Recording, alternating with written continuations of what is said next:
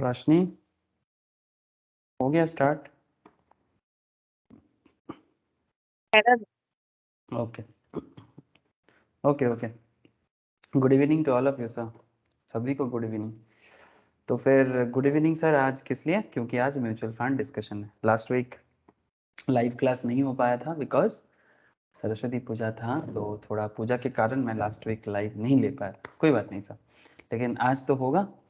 और लेकिन प्रीवियस जो क्लास हम लोगों ने म्यूचुअल फंड में किया था, याद है किसी को? क्या टॉपिक में डिस्कशन हुआ था?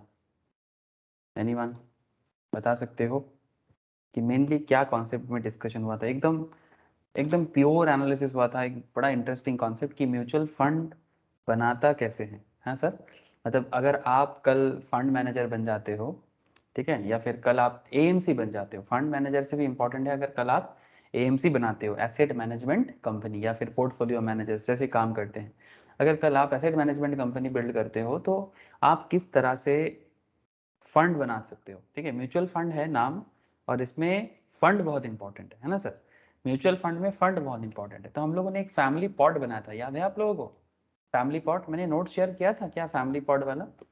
अगर नहीं किया तो मैं आज एक साथ आज का नोट्स और कल का नोट्स एक साथ, मतलब लास्ट वीक का नोट्स एक साथ शेयर कर लूंगा आप लोगों से।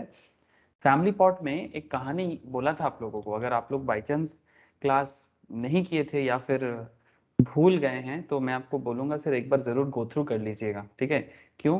Because it's a very interesting concept. चाहे आप म्यूचुअल फंड का एग्जाम क्रैक करने के लिए सोच रहे हो, या फिर आप म्यूचुअल फंड में इन्वेस्ट करने के लिए सोच रहे हो, ठीक है, या फिर आपका कोई प्रोफेशनल एग्जाम है सीएस में, ठीक है, उसमें आपका म्यूचुअल फंड से सवाल पूछा जा रहा है। ठीक है, नॉर्मली सीए फाइनल में, सीएस एग्जीक्यूटिव लेवल में म्यूचुअल फंड से क्वेश्चंस आता है सर। तो कहने का मतलब क्या है सर? कहने का मतलब ये है कि ये जो म्यूचुअल फंड है, ये फंड, इसमें एक बहुत बड़ा कॉन्सेप्ट होता है फंड का। तो इन आवर प्रीवियस लेक्चर्स हम लोगों ने concept of fund and NAV के बारे में बात किया था। नेट एसेट वैल्यू, इवन उसका पूरा मैथमेटिकल एंड स्टैटिस्टिकल डेवलपमेंट, मतलब किस तरह से एक फंड बनाया जाता है, और उस तरह से फंड को बना के नेट एसेट वैल्यू कैसे क्रिएट किया जाता है। क्या आप लोगों को थोड़ा बहुत भी याद है सर? जस्ट टेल मी। अरे किसी को तो याद होगा। शिवम, रोशनी, तथा concept of fund and NAV का कॉन्सेप्ट याद है, या फिर भूल गए? बीच में एक हफ्ता हुआ नहीं लाइव क्लास, तो भूल गए सर? अगर भूल चुके हो तो प्लीज़ क्लास लेके कर लीजिएगा, ठीक है? अच्छा चलो, मैं स्क्रीन शेयर करता हूँ, और आज का जो डिस्कशन है वो मैं आपसे स्टार्ट करूँगा। सर आज मैं आपको ये सिखाऊंगा कि जब आप कोई फंड में इन्वेस्ट करता है कोई इन्वेस्टर, ठीक है, आज इन्वेस्टर्स पॉइंट ऑफ व्यू से सोचना है आपको। ठीक है, कुछ दिनों में हम लोग एएमसी के पॉइंट ऑफ व्यू से सोच रहे थे कि एएमसी कैसे बना जाता है, फंड मैनेजर कैसे बनते हैं, पोर्टफोलियो मैनेजर कैसे काम करते हैं। बट आज का जो डिस्कशन रहेगा, उससे पहले तो सर और गजब डिस्कशन हुआ था। मतलब एकदम स्टार्टिंग जो लेक्चर्स था म्यूचुअल फंड में, उसमें डिस्कशन हम लोग क्या किए थे सर? हम लोग डिस्कस किए थे टाइम वैल्यू ऑफ मनी का, है ना सर? उसमें हम लोग डिस्कस किए थे रिटायरमेंट प्रॉब्लम का, कि आप रिटायरमेंट इशू को, मतलब अगर आपका रिटायरमेंट करना है और आप म्यूचुअल फंड में, इक्विटी स्कीम में इन्वेस्ट कर रहे हो, या फिर स्टॉक मार्केट में इन्वेस्ट कर रहे हो, तो किस तरह से आप अपना फंड का जो वैल्यू है उसको ग्रो कर सकते हो, और आपका जो ज़रूरी पैसा है, ठीक है, जो भी आपका रिटायरमेंट के बाद फंड जुगाड़ करना है, आप कैसे उसको इकट्ठा कर सकते हो, एलोकेट कर सकते हो। हाँ सर, जैसे मानो कि याद होगा, अगर आज कोई 30s के हैं, ठीक है, या मतलब नियर माई एज, या फिर मेरे से थोड़ा छोटा 24-25 के एज में है, या फिर कोई एकदम अभी भी स्टार्ट नहीं किया, 20-22 के हैं, 3-4 साल बाद जॉब स्टार्ट हो जाएगा, अर्निंग स्टार्ट हो जाएगा, कोई ऐसा है जो 35-40 के रेंज में है। डिफरेंट एज ग्रुप के लोग होते हैं सर हमारे देश में, है ना? और सभी कोई वर्किंग्स है, सभी का फ्यूचर प्लान है। तो हम लोगों ने एक ऐसा डिस्कशंस किया था जिसमें 2019 से लेके 20-25 साल और नौकरी करना है या अर्निंग करना है, मतलब या तो जॉब कर रहे हैं आप तो जॉब के लिए, अगर आप बिजनेस करते हो, अर्न करते हो, अपना जो भी आपका प्रोफेशन है, आप एज ए चार्टर्ड हो, एज ए सीएस हो, as a CMA, as a lawyer, या फिर as any kind of business और प्रोफेशन, आप 2044-45 में जाके रिटायर करते हो, ठीक है, मतलब आज से 20-25 साल बाद, एक एग्जाम्पल के तौर पे किसी का रिटायरमेंट अगर 2044-45 के बाद, से फॉर एग्जाम्पल 2050 में होगा, या फिर 2055 में होगा, वो उसी हिसाब से देखता है। तो हम लोगों ने देखा था कि 2044-45 में जब कोई बंदा रिटायर करता है, तो अगर आज का same to same kind of lifestyle, ठीक है, उसको रिटायरमेंट एज में अगर करना है, तो रिटायरमेंट के बाद तो उसका अर्निंग नहीं होगा। और हम लोगों ने ये मान के चला था कि बंदा जो है 55-60 में रिटायर करेगा और अगला जो 20 साल का ज़िंदगी है उसको वो थोड़ा सा ऐसे मतलब थोड़ा सा ऐश करके बिताएगा, बिकॉज ज़िंदगी में बहुत रिस्पॉन्सिबिलिटी उठाया, अब अगला 15-20 साल अपने नाम, ठीक है। हाँ, फैमिली को भी कुछ देना है ऑब्वियसली, बच्चे लोगों को भी देना है, हाँ, अपने पत्नी के लिए भी सोचना है, एक फैमिली वाले लोगों की मतलब इंसान जैसे बात करें। तो हम लोगों ने देखा था सर 7 करोड़ का रिक्वायरमेंट है कॉर्पस का, कम से कम। अगर एक बेसिक मिडिल क्लास लाइफ जो आज के डेट में एक average middle class life, lower middle class नहीं, एक नॉर्मल मिडिल क्लास लाइफ अगर आपको रिटायरमेंट के बाद 2044-45 में रिटायरमेंट के बाद अगर आपको चाहिए, तो 7 करोड़ के आसपास का कॉर्पस चाहिए। सुनने में थोड़ा ताज्जुब लगता है, बट हम लोगों ने सर कैलकुलेट करके देखा था, एकदम फ्यूचर प्रेडिक्शन किया था कि जब रिटायरमेंट करेंगे कम से कम 5-7 करोड़ का कॉर्पस हाथ में लेके फिर रिटायर करेंगे, तो अगला 20 साल similar kind of life lead कर सकते हैं। It's a very interesting financial planning sir. तो उसी प्लानिंग में हम लोगों ने एक्चुअली म्यूचुअल फंड का सहारा लिया था, और हम लोगों ने देखा था कि 12% रेट में अगर हम किसी जगह में इन्वेस्ट करते हैं तो हम लोग इस तरह का जगह में पहुंच सकते हैं। 12%, ज्यादा रिटर्न नहीं सोचे थे सर, सिंपल 12% का रिटर्न देखा था, ओनली 12% रिटर्न। 12% मतलब आप लोग तो स्टॉक मार्केट में सर काफी कमाते हो, इवन रिसेंट ट्रेंड में कुछ कुछ लोग सर अदानी विल्मर में क्या कमाया, हाँ, उससे पहले परास डिफेंस में क्या गजब का कमाया, इवन नाइका के आईपीओ में भी कमाया। या फिर अगर लॉन्ग टर्म इन्वेस्टमेंट इक्विटी में छोड़ देते हैं सर 2 मिनट स्टॉक को, म्यूचुअल फंड में सुमित का तो रिकॉर्ड अच्छा है, इवन गोपी शुभो शुभो अभी क्लास ज्वाइन नहीं कर पा रहे, वो भी म्यूचुअल फंड में अच्छा इन्वेस्टमेंट करते हैं, रोशनी है, मोहितोष है, बहुत सारे हैं, मैं सबका नाम लेके पागल हो जाऊंगा। मतलब म्यूचुअल फंड में 20-25-30%, इवन 35% रिटर्न कमा रहे। तो आई थिंक आप लोगों को तो आराम से आपका जो टारगेट है वो अचीव कर सकते हो, बस थोड़ा सा प्लानिंग करके चलना है। तो ठीक है, ये सब बातें ठीक है, लेकिन आज हम लोग म्यूचुअल फंड में कुछ सीखने जा रहे हैं सर, जिसको हम लोग बोलते हैं म्यूचुअल फंड फैक्ट सेट। क्या बोलेंगे इसको? Mutual fund fact set. मतलब क्या है सर? मतलब है कि म्यूचुअल फंड में इन्वेस्ट करने से पहले आपको म्यूचुअल फंड कंपनीज का क्या डिटेल्स पढ़ना है, म्यूचुअल फंड कितना तरह का होता है, ठीक है, और उसका टाइप को अंडरस्टैंड कैसे करेंगे, कुछ ऐसे टेक्निकल कॉन्सेप्ट जो बहुत वाइटल माना जाता है इन्वेस्टर्स पॉइंट ऑफ व्यू से स्पेशली। तो वो आज का मेरा डिस्कशन है, ठीक है, द म्यूचुअल फंड वर्ल्ड। ठीक है, मैं आज आपके साथ कोटक का कुछ एग्जाम्पल्स है शेयर करूंगा, पराग पारिक का कुछ एरिया है डिस्कस करूंगा, ठीक है, प्रैक्टिकल में जैसे फंड होता है ना सर मार्केट में, कुछ डिस्कस मैं जरूर करूंगा आपके साथ। तो चलो मैं स्क्रीन शेयर करता हूँ और आपको डिफरेंट मैटर पे बात करना चालू करता हूँ म्यूचुअल फंड के आज के डिस्कशन में, ठीक है। ओके सर, ये सबको समझ में आ रहा है सर? बोलो। अच्छा, ये concept of fund and NAV, ये मेरा लास्ट वीक का डिस्कशन था सर, ठीक है, concept of fund and NAV, ठीक है। रिकॉर्डिंग ऑन नहीं है? अरे रिकॉर्डिंग तो ऑन है। शिवम, शिवम मेरे को लिख रहा है रिकॉर्डिंग ऑन नहीं है। शिवम का आवाज नहीं आ না रहा। না দাদা, রেকর্ডিং অন আছে তো। अच्छे तो ऑन है ओके হ্যাঁ सर। হ্যাঁ। ओके, शिवम का शायद कुछ नेटवर्क इशू है। ओके शिवम, थैंक यू, लेकिन रिकॉर्डिंग ऑन है बाबू, ठीक है चलो। तो जो मैं बात कर रहा था, आपको मैं म्यूचुअल फंड वर्ल्ड में लेके जाऊंगा, लेकिन म्यूचुअल फंड वर्ल्ड में बात करने से पहले मैं बस आपको ये याद दिला रहा था कि प्रीवियस जो लेक्चर्स हम लोगों ने देखा था उसमें हम लोगों ने फैमिली पॉट देखा था, है ना सर? बस एक बार याद दिला रहा हूँ आपको, ज़्यादा कुछ नहीं। याद इसलिए दिला रहा हूँ क्योंकि आप लोगों को ताकि समझ में आए कि हम लोग म्यूचुअल फंड लेक्चर्स में क्या क्या सीख रहे हैं। हाँ, डिटेल्स में म्यूचुअल फंड जान रहे हैं सर, पहले तो बैकग्राउंड ओरिएंटेशन जाने, फिर पर्सनल फाइनेंस मतलब टीवीएम वगैरह को यूज़ देखे यहाँ पर। जो लोग फाइनेंशियल मैनेजमेंट का अलग से क्लास भी करते हो फॉर योर सीए सीएस और सीएमए प्रिपरेशंस के लिए, ठीक है, या बीकॉम प्रिपरेशंस भी कोई कोई करता है, तो इसके केस में आपको टाइम वैल्यू ऑफ मनी का डिस्कशंस मैं ऐसे भी करता हूँ, और चल रहा है अभी लाइव क्लास चल रहा है एवरी वीक। पर्सनल फाइनेंस में काफ़ी डिस्कशंस म्यूचुअल फंड कॉन्सेप्ट मतलब कॉन्टेक्स्ट में मैंने यहाँ पर भी किया। रिटायरमेंट प्रॉब्लम में एक्चुअली यही टीवीएम हेल्प किया सर ठीक है, रिटायरमेंट प्रॉब्लम को समझाने में मुझे यही फाइनेंस का सबसे बड़ा तगड़ा चीज़ है टीवीएम, वो मैंने यहाँ पर बताया। फिर मैं आपको म्यूचुअल फंड का इंट्रो दिया, फिर मैं last week fund and NAV में बात किया। आज मैं आपके साथ बात करने जा रहा हूँ फैक्ट शीट पे, ठीक है। तो इस फैक्ट शीट को समझाऊंगा, बट आपको मैं याद दिलाना चाहता हूँ कि किस तरह से फैमिली मेंबर का आपने फैमिली मेंबर का फंड बनाया था, ठीक है। आपने अंकल से पैसा लिया था 65,000 का, इसको बोलते हैं पूल ऑफ फंड, ठीक है। म्यूचुअल फंड बेसिकली अलग अलग लोगों का म्यूचुअल एग्रीमेंट के साथ एक फंड को बनाया जाता है और उस फंड को मार्केट में इन्वेस्ट करके इनकम करके रिटर्न कमाया जाता है। सिंपल तरीके से म्यूचुअल फंड ऐसे काम करता है सर। हम लोग म्यूचुअल फंड चिल्लाते हैं बहुत, मार्केट में टीवी में बहुत देखते हैं, बट रियल में इसका इकोलॉजी कैसा है, मतलब इसका इकोसिस्टम कैसा है, ये जानना बहुत ज़रूरी है अंदर से एकदम डिटेल्स में। जैसे आपको मैंने ये समझाया था, से फॉर एग्जांपल आप अपने अंकल से पैसा लिए, अब आप कौन हो, आप एक फंड, आपके पास फंड मैनेजमेंट स्किल है सर, ठीक है। आप फंड मैनेजर हो, अब इस तरह का, या पीएमएस हो, पोर्टफोलियो मैनेजर्स हो। आप अंकल से पैसा लिए थे, आप आंट से पैसा लिए थे, कजिन से लिए थे, कजिन से लिए थे, नेफ्यू से लिए थे। ओवरऑल आप 2,75,000 का फंड लेके मार्केट में इन्वेस्ट किया।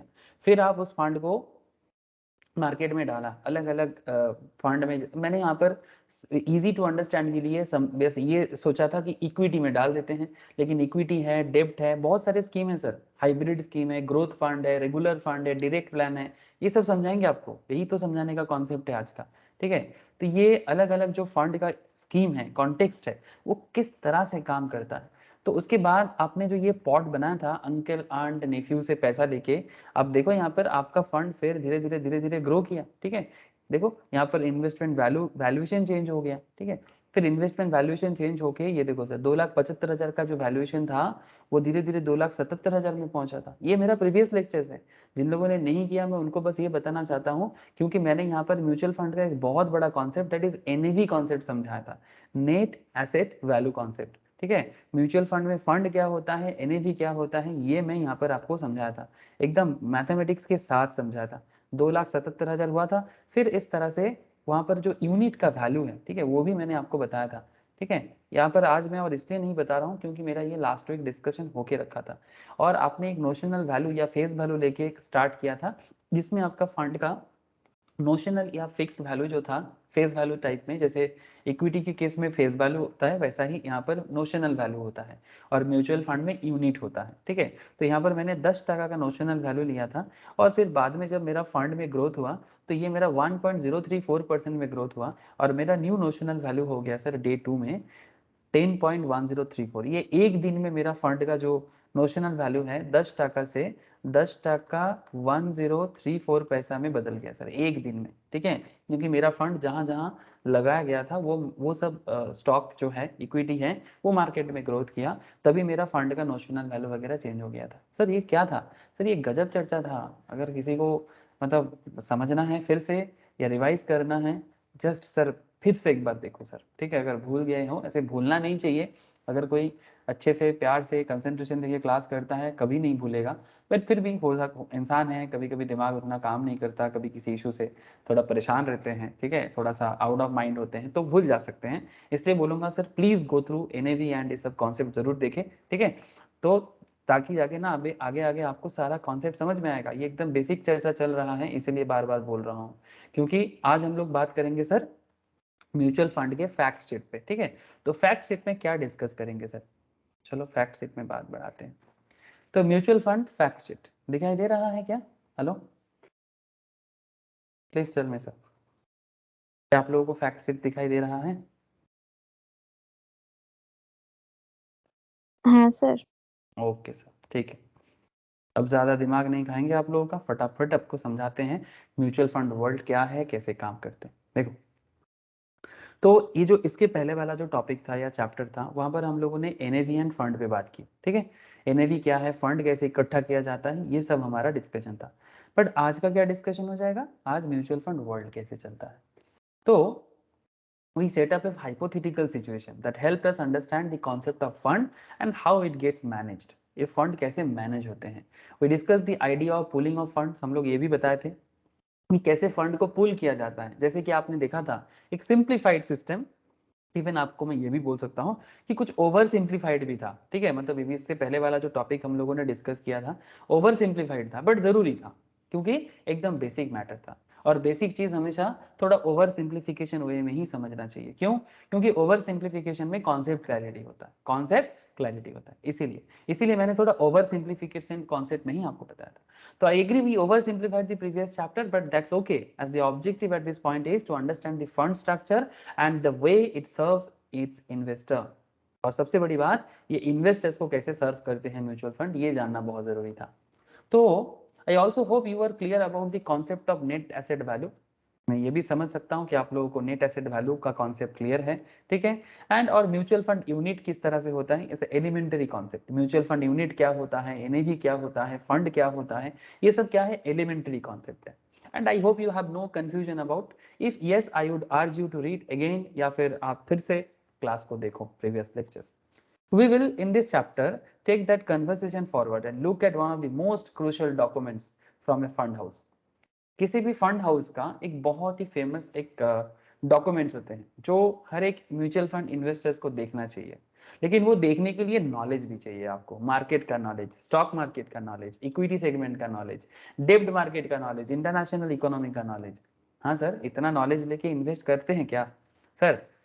अपने कीमती पैसा, चाहे वो 1000 टका हो या फिर 1000 करोड़, क्या फर्क पड़ता है? हाँ, आपका इंपॉर्टेंट पैसा चाहे वो 1000 रुपीज हो या 1000 करोड़ हो, म्यूचुअल फंड कंपनीज के पास 1000 करोड़ है, आपके पास हो सकता है सिर्फ 1000 रुपीज ही है, बट है ना आपका मेहनत का पैसा।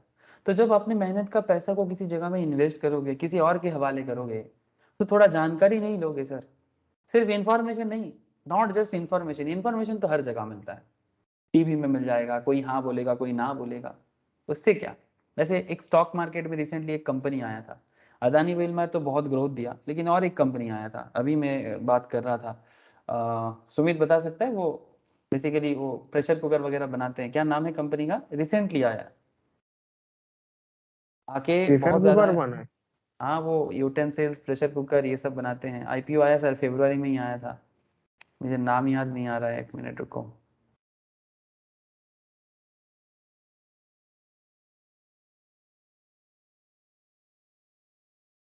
अदानी, सुप्रिया, नहीं, तो फिर कुछ गलत हो रहा है मेरे से, चेक तो कर रहा था। भूल बोलছো, गो फैशन এসে ছিল লাস্ট। नहीं नहीं, गो फैशन नहीं, गो फैशन नहीं, गो फैशन नहीं, नो नो, क्लोज हो गया। Supriya Data, Shriram, Latent, Sapphire food, policy Bazaar, नहीं नहीं, परास डिफेंस, फरवरी में आया था या उससे पहले आया था, कुछ मेरा डेटा मिस्टेक हो रहा है, डेटा कुछ मिस्टेक हो रहा है, क्या लिया था, नहीं भूल जा रहा हूँ, ठीक है, मैं बाद में बताऊंगा आपको, ठीक है, मैं बाद में आपको बताता हूँ, ठीक है, मैं भूल गया वो कौन सा स्टॉक था, बहुत जोर से उसका हालत खराब हुआ है, जस्ट इसीलिए बोला मैं आपको, ठीक है। चलो आ जाते हैं वापस। तो देखो आगे देखो, मतलब वो 25-30% में मार्केट में उसका गिरावट आ गया, बिकॉज कई लोग उसके बारे में अच्छा अच्छा बोला था, तो फिर प्रॉब्लम में आ जाते हैं कई बार। ओके, तो हमारा क्या कॉन्सेप्ट रहेगा, we will in this chapter take that conversation forward and look at one of the most crucial documents from a fund house, that is a fund fact sheet. And the fact sheet is a document that puts up all the information related to a fund scheme and by and large everything that you need to know before investing in a particular fund. जब भी किसी mutual fund में invest करो, आपको ये जानकारी लेके ही invest करना चाहिए, जिसको फंड फैक्ट शीट कहते हैं, और उसको सिर्फ पढ़ना ही नहीं है, समझना भी है। तो फंड फैक्ट शीट कैसे होते हैं मैं आपको दिखाता हूँ। तो मेरे पास अभी 2-3 फंड फैक्ट शीट्स हैं, तो मैंने ये वाला एक लिया। ऐसे सुमित बहुत चिल्ला रहा था पराग पारिक के बारे में, तो मैंने सोचा कि क्यों ना पराग पारिक के बारे में ही आपको कुछ बताएं। ऐसे ये पराग पारिक का 2022 का फैक्ट शीट है, आप लोगों को दिखाई दे रहा है, जनवरी 2022 का, क्या दिखाई दे रहा है क्या? Hello,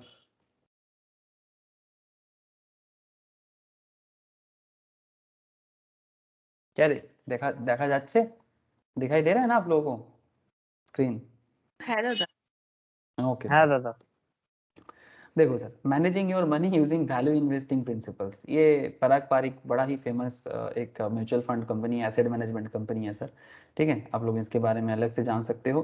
currently mister Rajeev Thakkar इनका सीईओ एंड डायरेक्टर हैं। ठीक है, अब ये हमारे लिए करेंटली ज़रूरी नहीं है, ज़रूरी जो है डिफरेंट फंड का कॉन्सेप्ट कैसे होते हैं। ठीक है, जो सेबी परमिशंस देते हैं तभी ये लोग फंड को बनाते हैं। जस्ट मैं आपको दिखा रहा हूँ, जैसे अभी सुमित से क्लास स्टार्ट करने से पहले सुमित इसी फंड के बारे में बात कर रहा था। क्या सुमित इसी फंड के बारे में बात कर रहा था? तो हाँ दादा, फ्लेक्सी हाँ, कैपिटल। Flexi cap. ठीक है, तो चलो मैं एक बार आपको फैक्ट शीट में बताता हूँ कि फैक्ट शीट क्या होता है, आपको आइडिया लग जाएगा कि एक म्यूचुअल फंड कंपनी का फैक्ट शीट में क्या होता है। फिर हम लोगों को अंदर का बात पढ़ना सीखना पड़ेगा कि इसके अंदर जो भी चीजें हैं इसको समझने का तरीका क्या होता है, वो भी मैं आपको बताऊंगा। ठीक है, तो इस फंड का नाम है Parag Parikh flexi cap fund and formerly known as Parag Parikh long term equity fund. इसको पहले नाम ये था, नाम को चेंज कर दिया। और यहाँ पर देखो सर हेलो, लाल कलर में लिख, हाँ बोलो बोलो। বলছি দাদা এই আমাদের যে প্রতি কোয়ার্টারলি যে রিপোর্টটা দেয় মান্থলি, এটা কি সেই রিপোর্টটাই? यस यस, फैक्ट शीट ওটাকেই বলে। আচ্ছা जो আচ্ছা। क्वार्टर रिपोर्ट आता है उसी को फैक्ट शीट ও कहते মানে हैं। ठीक है, মান্থলি ক্লোজিং যে রিপোর্টটা থাকে। Yes yes yes, that is this scheme is suitable for investors who can remain invested minimum 5 years। तो ये लोग पहले से ही बता दिया, अगर आप कम से कम 5 साल के लिए मतलब इन्वेस्ट करना चाहते हो तो आपके लिए सुइटेबल है, बिकॉज ये काफी रिस्की स्टॉक है। ठीक है, काफी रिस्की स्टॉक है सर। ठीक है, ओपन एंडेड है, dynamic equity scheme investing across large cap mid cap and small cap stocks. ठीक है, कहाँ कहाँ इन्वेस्ट करेगा? लार्ज कैप में, मतलब लार्ज कैपिटल कंपनी, मतलब जो बेसिकली ब्लू चिप कंपनी, या फिर बड़े बड़े कैपिटल जिसके पास है, बड़ा कंपनी जो इंडिया में है, निफ्टी 50 वाला आप बोल सकते हो। मिड कैप फंड्स भी हैं, मतलब जो मीडियम कैपिटल वाला फंड है, एंड स्मॉल कैपिटल वाला कंपनी जो है उसमें भी ये इन्वेस्ट करेगा। बेसिकली ये इक्विटी बेस्ड एक कंपनी है, मतलब जिसको स्टॉक मार्केट का डायरेक्ट नॉलेज लेने में दिक्कत हो रहा है वो इनके ऊपर भरोसा करके इन्वेस्ट कर सकता है। एक्चुअली म्यूचुअल फंड वही ज्यादा प्रेफर करता है जिनको इतना सारा रिसर्च करने का टाइम नहीं मिलता। ठीक है, तो ये लोग एक्चुअली रिसर्चर है, फंड मैनेजर है, जैसे कि आप लोग जो लोग सीए सीएस सीएमए बन रहे हो। ठीक है, और साथ में एनआईएसएम का पढ़ाई भी कर रहे हो। ठीक है, आगे जाके आप लोग भी रिसर्चर बन सकते हो। ऐसे आप लोग रिसर्चर बनोगे मतलब क्या बनोगे? फंड मैनेजर बनोगे। जैसे यहाँ पर आप देख सकते हो mister Rajeev Thakkar, equity fund manager since inception. ये जो फंड बना है ये मई 24 2013 में बना है। ठीक है, डेट ऑफ अलॉटमेंट जब से बना है तभी से ये फंड मैनेजर है, चेंज नहीं हुआ। Mister Raunak Onkar, dedicated fund manager of overseas securities. मतलब सर एक्चुअली ये जो फंड है ना, इस फंड में फॉरेन में भी इन्वेस्टमेंट किया गया है, मतलब आप इंडिया में बैठ के एप्पल में फेसबुक में इन्वेस्ट कर सकते हो, ये एक ऐसा फंड है। I hope you understand now. ठीक है, एंड मिस्टर राज मेहता, डेप्ट फंड मैनेजर, जो बेसिकली फंड का जो मतलब रिस्क लेवल को कम करने के लिए कुछ डेब्ट ओरिएंटेड एरिया में भी इन्वेस्ट करते हैं। ऐसे आप लोगों को पता है इक्विटी ओरिएंटेड मतलब 65% से ज्यादा, जो मैं आप लोगों को इनकम टैक्स क्लास में भी आजकल समझाता रहता हूँ। ठीक है, तो कुछ एरिया डेब्ट में भी इन्वेस्ट हो सकता है। ऐसे यहाँ पर देखना पड़ेगा कि कुछ डेब्ट इन्वेस्टमेंट है कि नहीं, बट अगर हो सकता है कि डेब्ट इन्वेस्टमेंट हो, बट इक्विटी में इसका मेन फोकस है। और आप यहाँ पर देख सकते हो कि इंडिया में इसका इक्विटी एरिया क्या है और कितना एसेट्स इस पर्टिकुलर फंड के अंदर कितना एसेट्स मेंटेन हो रहा है। ऑलमोस्ट 20,412 करोड़ का एसेट अंडर मैनेजमेंट है। Average asset under management for the month है 20,201 करोड़ का। नेट एसेट वैल्यू है सर, जो हम लोग लास्ट वीक कैलकुलेट करना सीखे थे, सेम पैरामीटर में कैलकुलेट होता है सर। जैसे आप लोगों ने, मैं लास्ट एक मतलब क्लास में आप लोगों को सिखाया था कि किस तरह से एनएवी कैलकुलेट होगा, जस्ट लाइक दैट। ठीक है, net asset value as on January 2022 is 49.536 regular का, डायरेक्ट का है 52.4968। अब जिसको ये समझ में नहीं आ रहा है सर रेगुलर क्या है डायरेक्ट क्या है, वेट सर, ठीक है मैं आगे आगे बताऊंगा। रेगुलर क्या है डायरेक्ट क्या है सब बताऊंगा आपको। Month end expense ratio, regular plan 1.80, direct plan 0.80, including additional expense and GST on management fees, total expense ratio is and last business day of the month. Tier 1 benchmark index, benchmark मतलब basically compare का एक concept है, मैं ये भी बताऊंगा आपको benchmark index क्या होता है। एडिशनल बेंचमार्क टीआरआई मतलब बेसिकली टोटल रिटर्न इंडेक्स का जो कॉन्सेप्ट है। ठीक है, ये एक कॉन्सेप्ट आता है, मैं आगे आगे बताऊंगा आपको। मिनिमम एप्लीकेशन अमाउंट जो है इस फंड का वो था, ये सुमित को पता है बिकॉज सुमित का इस फंड में इन्वेस्टमेंट है। New purchase 1000, additional purchase 1000, monthly SIP 1000, quarterly SIP 3000। ठीक है, ये सब इंफॉर्मेशन इसमें अवेलेबल है सर। कि अभी करेंटली मैं सुन रहा हूँ सुमित बोल रहा है कि इसमें अभी एसआईपी नहीं हो रहा है। हाँ सुमित यही बोल रहा था ना, तो कि ये फंड अवेलेबल नहीं हो रहा है, किसी कारण से बंद कर হ্যাঁ दिया দাদা गया। হ্যাঁ হ্যাঁ হ্যাঁ, এসআইপি হচ্ছে না, এসডব্লিউপি হচ্ছে না, এসটিপি হচ্ছে না, অনলি अच्छा পুরনো, আর লামসামও হচ্ছে না। আমি তো লামসামই করতাম, ঠিক আছে। अच्छा। এবারে ধরো প্রবলেম মানে এই সুবিধাটা কি রয়েছে না এই ফান্ড গুলোর, যে সাপোজ ধরো তুমি একটা এসআইপি ক্রিয়েট করে দিলে পার মান্থ हम्म 1000, এবার हम्म 2000, এবার তো তোমার 2000 করে এস্টিমেট কেটে নেবে। কিন্তু हम्म তুমি যদি নর্মাল যদি লামসাম কেনো, তাহলে তুমি ধরো পার মান্থ তোমার কোনো মান্থে যদি 4000 হয় তুমি 4000 কিনলে, কোনো মাসে যদি 10,000 হয় 10,000 কিনলে। हम्म সুবিধাটা এটাই হয়ে যাচ্ছে, ঠিক আছে, हम्म লামসামে। এবার হচ্ছে কি ব্যাপারটা, আমার যেহেতু করা ছিল না, আমি মানে লামসামই কিনতাম, ঠিক আছে। কোনো ফিক্সড কোনো রেট ছিল না যে অ্যামাউন্ট, যে ওই अच्छा অ্যামাউন্টেই কিনবো। এবার এইটার ওইটাই প্রবলেম হয়ে গেছে যে এত ইয়ে করে দিয়েছে, তার জন্য এসডব্লিউবি এসটিবি সব ক্লোজ। অনলি যারা এক্সিস্টিং, যারা মানে পুরনো যারা এফআইপি হোল্ডার, हम्म। তাদেরটাই কন্টিনিউ হবে। তাদেরটা এছাড়া নতুন কন্টিনিউ করেও, হবে, হ্যাঁ নতুন নতুন করে করেও কোনো কোনো ফান্ড রেজ এফআইপি হবে করবে না, নতুন করে এসআইপি করবে হবে না, না। কিন্তু करेंटली এটা ये টেম্পোরারি। इन्वेस्ट टेम्पोररी फिर से चालू हो सकता है। হ্যাঁ ओके, तो यहाँ पर आप देख सकते हैं सर लोड स्ट्रक्चर, ये मैं आगे आगे आपको समझाऊंगा। एंट्री लोड क्या है, एग्जिट लोड क्या है, और इसके पीछे सेबी का क्या कॉन्सेप्ट है, मैं ये भी आपको बताऊंगा। ठीक है, बेसिकली एक परसेंटेज ऑफ पैसा है जो म्यूचुअल फंड परचेस करने के टाइम पे देना पड़ता था, उसको एंट्री लोड कहते हैं। आजकल ये बस लीगेसी के लिए यूज करते हैं। लीगेसी समझते हो, लीगेसी इन द सेंस कि मतलब बोल देते हैं ऐसे। एक ज़माना था जब म्यूचुअल फंड में इन्वेस्ट करने के लिए कुछ परसेंटेज जमा करना पड़ता था, जैसे लोन पाने के लिए जमा करना पड़ता था ना, वैसा। लेकिन आजकल एंट्री लोड नहीं है सर, टोटली इनवैलिड हो गया है। बट एग्जिट लोड स्टिल अभी भी है। ठीक है, वो 1 ईयर के पहले अगर आप फंड को विड्रॉल कर लेते हो तो उसका भी एक एग्जिट लोड कॉन्सेप्ट है। तो यहाँ पर भी इसका बोला है कि कितना परसेंटेज, कभी 2% with in 365 days, 1% for redemption between 360 days से 730 डेज के बीच में करोगे तो, और अगर आप 730 डेज बियॉन्ड करोगे तो आपको कोई एग्जिट लोड या किसी भी तरह का चार्जेस देने का जरूरत नहीं है। मैं ये एग्जिट लोड एंट्री लोड के बारे में आगे आगे फिर से चर्चा करूंगा। ठीक है, लेकिन अभी आपको मैं बस ये दिखाना चाहता हूं कि आप बस एक बार ये देख लो कि इसका इन्वेस्टमेंट देखो सर। सर ये कोर इक्विटी में इन्वेस्ट करता है, क्योंकि इसका फंड का कॉन्सेप्ट यही है। देखो सर, ये आईटीसी में इन्वेस्ट किया। आईटीसी एक कंज्यूमर नॉन ड्यूरेबल है, मतलब यहाँ पर इक्विटी का नॉलेज चाहिए, स्टॉक मार्केट का नॉलेज चाहिए। मतलब अभी देखो सर, जो इन्वेस्ट करेगा म्यूचुअल फंड में, क्या उसको अगर इक्विटी का नॉलेज होता तो वो म्यूचुअल फंड में थोड़ी ना आता। लेकिन एटलीस्ट आपको इतना तो पता होना चाहिए कि भाई कंपनी मेरे पैसा लेके कहाँ क्या कर रहा है, तो ये आपको पता चलेगा। ठीक है, तो आईटीसी में इसका ऑलमोस्ट उसका टोटल एसेट्स का 8% इन्वेस्टमेंट है। सर आईटीसी में इसलिए इन्वेस्टमेंट करके रखते हैं, अच्छा खासा डिविडेंड मिलता है। ठीक है, तो ये डिविडेंड का क्या होता है म्यूचुअल फंड के केस में, ये भी मैं आपको बताऊंगा। अच्छा, बजाज होल्डिंग्स एंड इन्वेस्टमेंट, ठीक है, फाइनेंस कंपनी है, 7.90%। एक्सिस बैंक 5.56, बैंक मतलब टोटल एसेट का इतना इतना परसेंटेज इसने अलग अलग बेसिकली पोर्टफोलियो बिल्ड किया है। बेसिकली पोर्टफोलियो बिल्ड किया है कि भाई आपका पैसा म्यूचुअली आप जो पूल किए हैं, ठीक है, उसको अलग अलग लेवल में इन्वेस्ट करेंगे, पोर्टफोलियो बना रहा है आपका। ICICI bank, HDFC bank, Indian energy exchange, ठीक है, ये मोनोपोली बिजनेस है, आईईएक्स। ठीक है, मतलब ये एक अलग अलग ही बिजनेस मॉडल है। स्टॉक मार्केट की चर्चा में कभी बात करूंगा मैं इसके बारे में। HCL technologies, power grid corporation, central depository service limited मतलब सीडीएसएल, जो स्टॉक मार्केट में इसका भी मोनोपोली है, मतलब इसका बेसिकली डुओपोली है इसका। और एक है एनएसडीएल, मल्टी कमोडिटी एक्सचेंज। ठीक है, एमसीएक्स, जो लोग सुबह का सिक्योरिटी लॉ का क्लास कर रहे थे उनको मैं बात कर रहा था, मल्टी कमोडिटी एक्सचेंज के बारे में। ठीक है, जहां पर बेसिकली आप कमोडिटी परचेस कर सकते हो, फ्यूचर में पैसा लगा सकते हो, ये भी मोनोपोली है।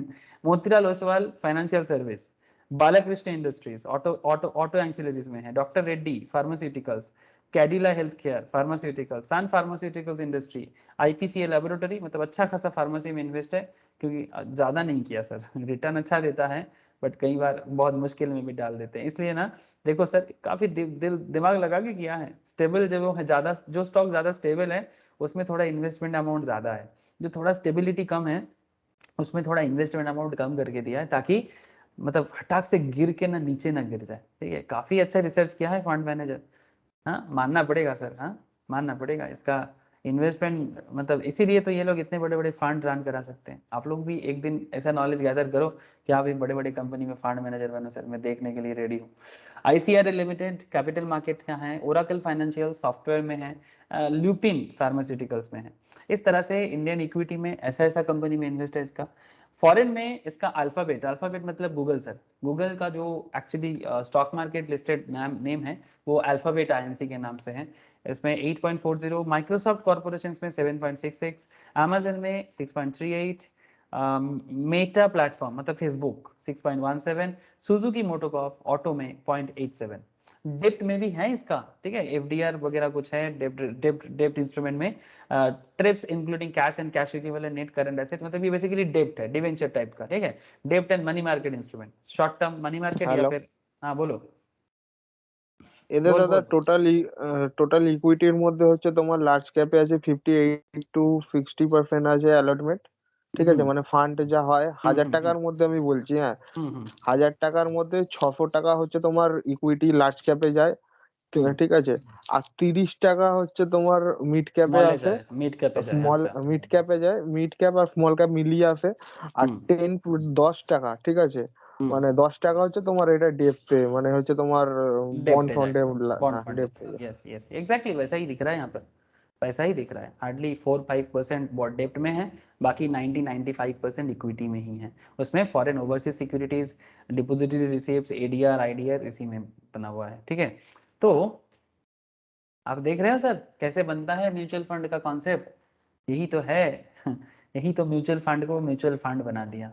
आप लोग फैक्ट शीट पढ़ के कुछ समझ में आ रहा है आप लोगों को, प्लीज बताओ यही फैक्ट शीट का कमाल है सर, कि अगर आप फैक्ट शीट को समझ जाते हो ना, तो फिर म्यूचुअल फंड को एनालाइज करने के लिए, और सबसे बड़ी बात देखो, जरूरी नहीं कि आप अगर इक्विटी बहुत समझते हो तो आपको म्यूचुअल फंड में नहीं आना चाहिए। कोई कोई मुझे बताते हैं कि सर क्या, जैसे लास्ट दिन मुझे एनिमेस पूछ रहा था, आज एनिमेस क्लास में नहीं है, लास्ट दिन मुझे एनिमेस पूछ रहा था कि सर क्या वॉरेन बफेट लोग म्यूचुअल फंड में इन्वेस्ट करता है। सर देखो, वॉरेन बफेट अपने आप को इक्विटी मार्केट के लिए ही बनाया है, ठीक है, मुझे नहीं लगता कि वो म्यूचुअल फंड में इन्वेस्ट करेगा, बट अगर उसको लगता है कि भाई कुछ स्कीम म्यूचुअल फंड के लिए दे देते हैं तो क्या प्रॉब्लम है। आपको अगर टाइम नहीं है, ठीक है, आपको इतना समय नहीं है, आपका कुछ अपना पर्सनल वर्किंग वर्ल्ड है, ठीक है, तो आप इतना इन्वेस्टमेंट में दिमाग नहीं लगा सकते, लेकिन मार्केट का नॉलेज तो आपको रखना पड़ेगा, ठीक है, क्योंकि आप फुल टाइम एनालिस्ट नहीं हो, आप फुल टाइम फंड मैनेजर नहीं हो, तो फिर आपके लिए म्यूचुअल फंड अच्छा है, आपके लिए म्यूचुअल फंड अच्छा है। अगर आप एक दूसरा वर्किंग वर्ल्ड में रहते हो, दिन में हार्डली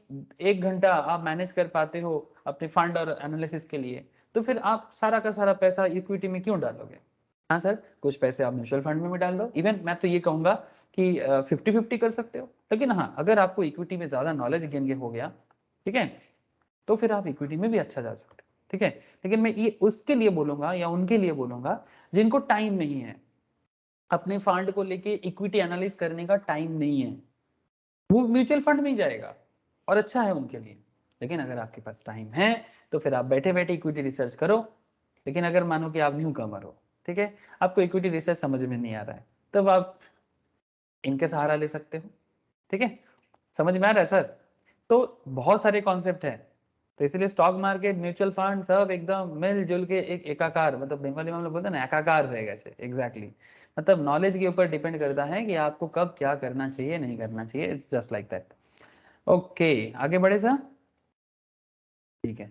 तो फैक्ट सिक्स का एक ओवरऑल आइडिया तो मैंने आपको दिया, ठीक है, लेकिन कुछ इंपॉर्टेंट बातें, ठीक है, जो मैं आपको अभी करूंगा, देखो सर।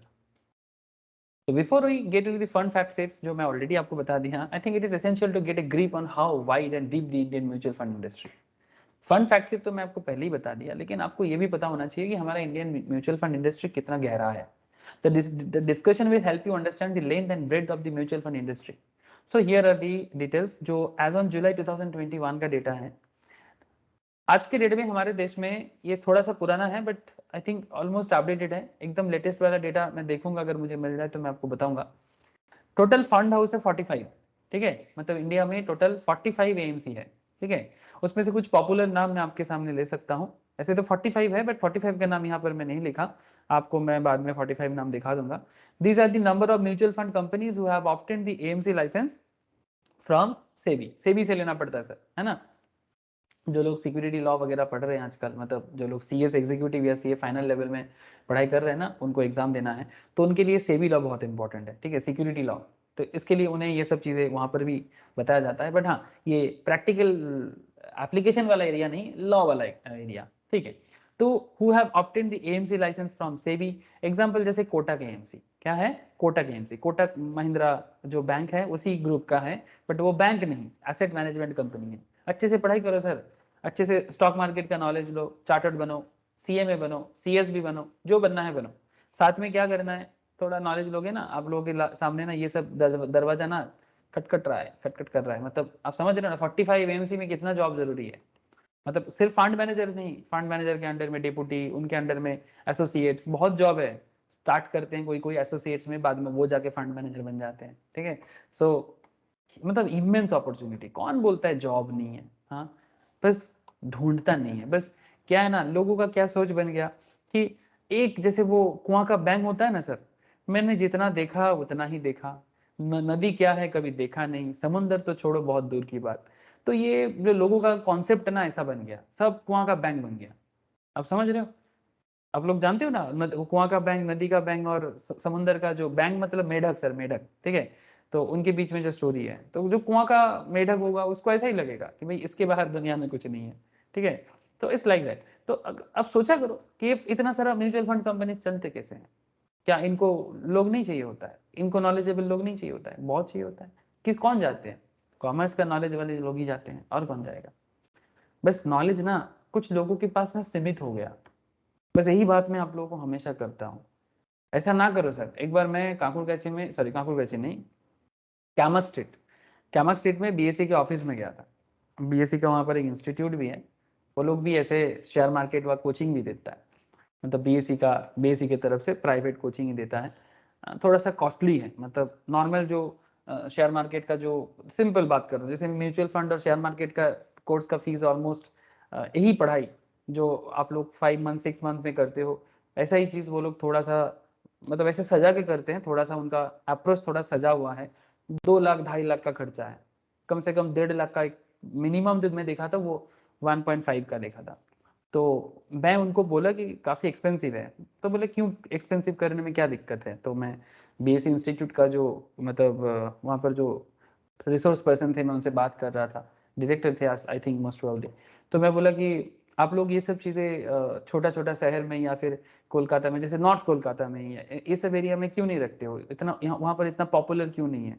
तो बोले कोशिश कभी किया था वो लोग, लेकिन उनको रेस्पॉन्स नहीं मिला, ठीक है। तो मैं बोला हो सकता है कि प्राइस ज़्यादा होने के कारण, मतलब आप लोग एक्सपेंसिव रखते हो तो शायद सब कोई नहीं कर पाता है, थोड़ा रिजनेबल कीजिए ताकि ठीक ठाक हो जाए। तो बोलता है नहीं नहीं वो होगा नहीं मेरे को ऐसा ही बोला, बोले कि नॉलेज लेने का इच्छा ना कुछ ही लोगों के पास है, तो वो कुछ लोग हमें ये कैमक स्ट्रीट पार्क स्ट्रीट में मिल जाता है, तो क्या ज़रूरत है फालतू में श्याम बाजार बैरकपुर तरफ जाने के लिए, ज़रूरत नहीं है। मतलब एटलीस्ट वो लोग, मतलब स्पेशली कॉमर्स एरिया का बात कर रहा हूँ मैं, ठीक है, साइंस वाले का बात नहीं कर रहा हूँ। साइंस वाले तो भारत के बंगाल भी कोने कोने में सब साइंटिस्ट है, उसका बात छोड़ो सर। साइंटिस्ट और आर्टिस्ट हर बंगाली फैमिलीज में भरा पड़ा है देखिएगा आपको। लेकिन कॉमर्स में प्रॉब्लम है, कॉमर्स ना कुछ लोगों के हाथ में कॉमर्स का नॉलेज का मतलब एक हथियार आ गया है। अब इसी के कारण क्या है ना, ये सब किसी एक पर्टिकुलर सेगमेंट में ही चल रहा है, मैंने जितना अभी तक देखा। बट हाँ, रिसेंट ट्रेंड में काफी बदलाव आ रहा है, बदलाव मैं भी देख रहा हूँ, आई होप आप लोग भी देख पा रहे हो। बट अपने आप को थोड़ा फ्लेक्सिबल करो, नॉलेज लेने के लिए पागल हो जाओ, देखोगे बहुत अच्छा होगा। ओके, तो फिर यहाँ पर कुछ नाम जो बता रहा था मैं आपको, सेबी एग्जाम्पल जैसे Kotak AMC, HDFC AMC, ICICI prudential. Actually college level में प्रॉब्लम है, कॉलेज में कोई कुछ बताता नहीं है ना कि भाई क्या अपॉर्चुनिटी है। जैसे मुंबई में, गुजरात साइड में लोग कॉलेज लेवल में ही जान जाता है कि भाई इतना अपॉर्चुनिटी है कॉमर्स में। बट कोलकाता में क्या है ना, कॉमर्स तो है बट सिर्फ 2-3 कॉलेजेस हैं, लाइक गोयनका, लाइक जेवियर्स, इनके बाहर बाकी कॉलेजेस कुछ थोड़ा बहुत जयपुरिया, बाकी कॉलेजेस में कोई नॉलेज का कॉन्सेप्ट नहीं है, कोई बताने वाले नहीं है कि क्या होगा, क्या करेगा, किस तरह से होगा। तो स्टूडेंट के बीच में स्प्रेड नहीं हो रहा है, या फिर वो इंथू नहीं है जो मिसिंग दिखता है मुझे। HDFC AMC, ICICI Pru, Axis AMC, DSP BlackRock, बहुत सारे ऐसे फंड है सर। AMC है एसेट मैनेजमेंट कंपनी। तो 45 तो ऑलरेडी है, मैं कुछ नाम आपको बताया, आगे आगे आपको मैं पूरा लिस्ट दे दूंगा, ठीक है। अच्छा, एक इंटरेस्टिंग फैक्ट देखो sir, the number of schemes, 1510 schemes चलता है, ये 2021 का डेटा है, शायद अभी कुछ स्कीम और बढ़ गया होगा ऑब्वियसली। 1510 स्कीम चलता है। Each fund house can run multiple scheme, एक एक एएमसी एक से ज्यादा स्कीम चला सकता है। हाँ बिल्कुल, देखो जैसे यहाँ पर मैं आपको दिखा रहा था ना अभी, पारक फ्लेक्सी कैप, ठीक है। चलो थोड़ा सा नीचे आते हैं, ये क्या है, क्या लिखा है सर बोलो, ये फ्लेक्सी कैप पे लिखा हुआ है क्या, नहीं, अच्छा और थोड़ा सा नीचे आते हैं, फ्लेक्सी कैप ये क्या है, पारक, अरे बोलो क्या लिखा है,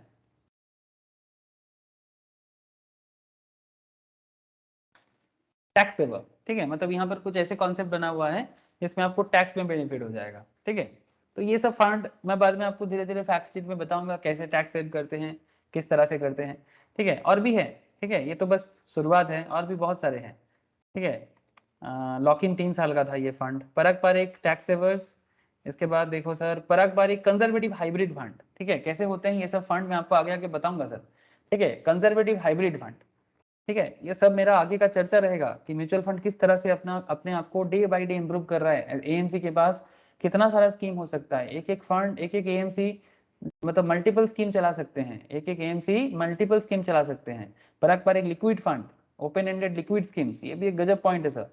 तो आखिर क्या समझ में आ रहा है सर, आखिर जैसे मानो कि अगर मैं आपको फैक्ट शीट के अंदर एक पॉइंट में बताना था भूल गया, जैसे मानो ये वाला, भूला नहीं एक्चुअली, मैं सोचा कि बाद में बताऊंगा। ये फंड का परफॉर्मेंस देखो, फ्लेक्सी का सुमित को पता होगा, या फिर जिसने भी, गोपी का भी है इसमें इन्वेस्ट, ठीक है। ये देखो सर,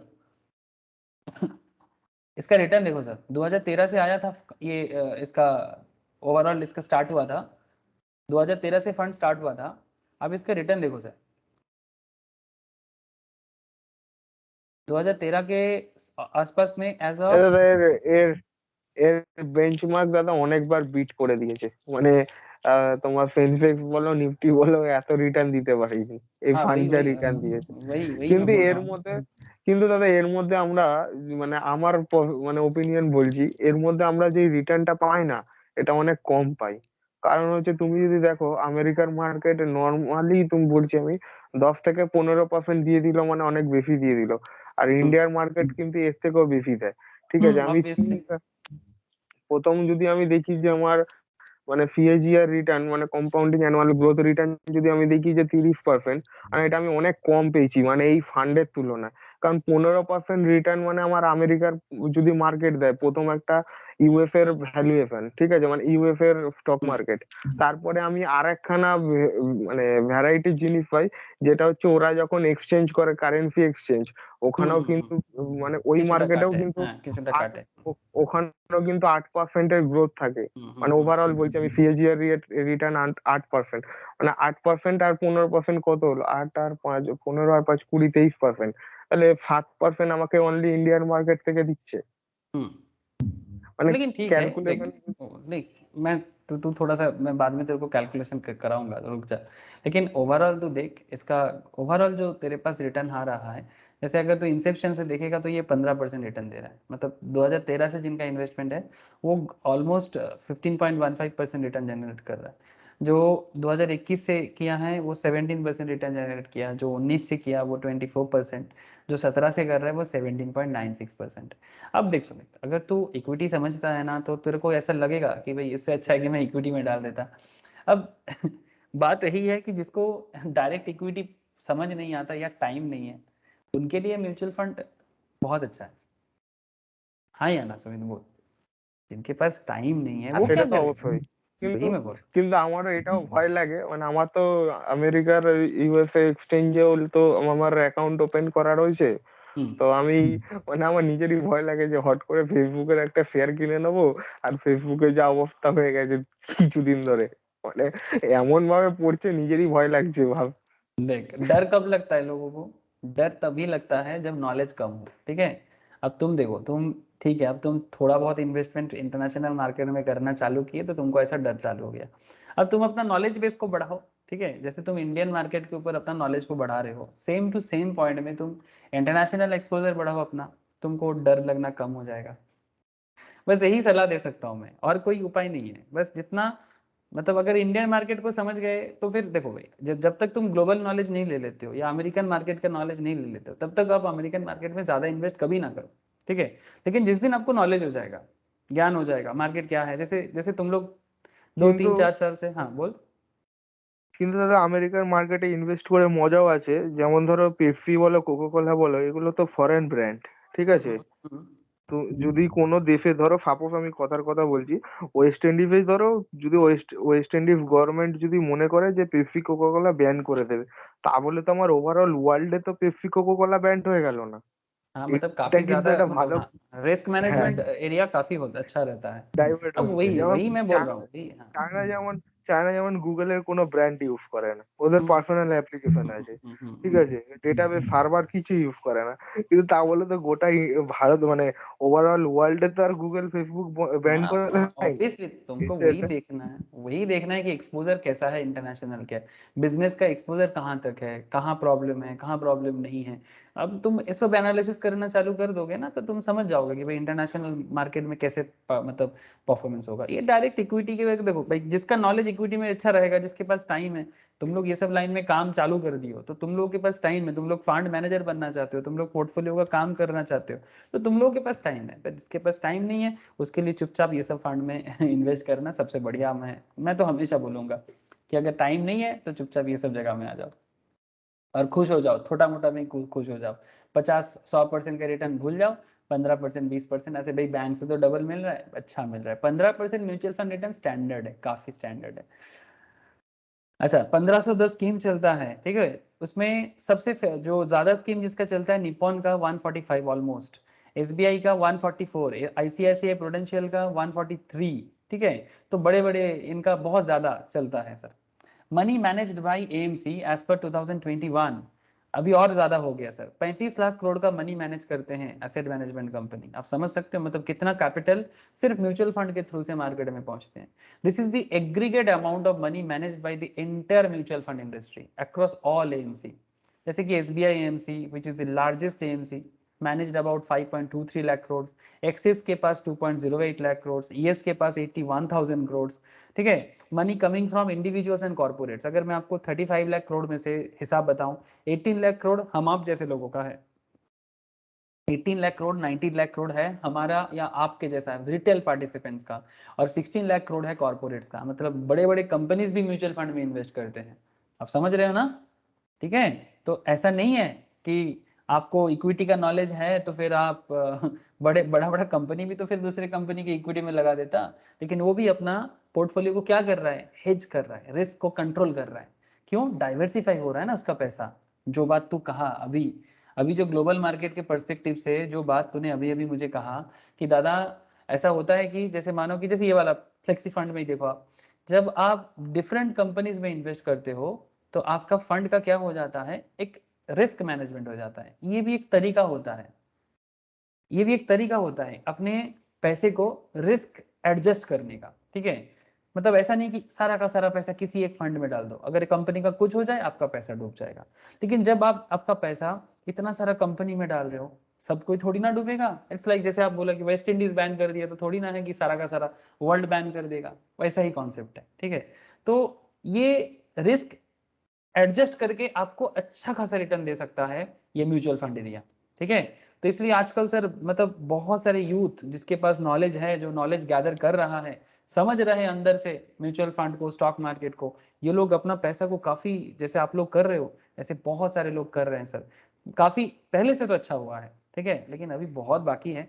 आपको मैं अभी एक डेटा बताऊंगा, आपको समझ में आ जाएगा कि कितना जगह बाकी है, कितना जगह बाकी है।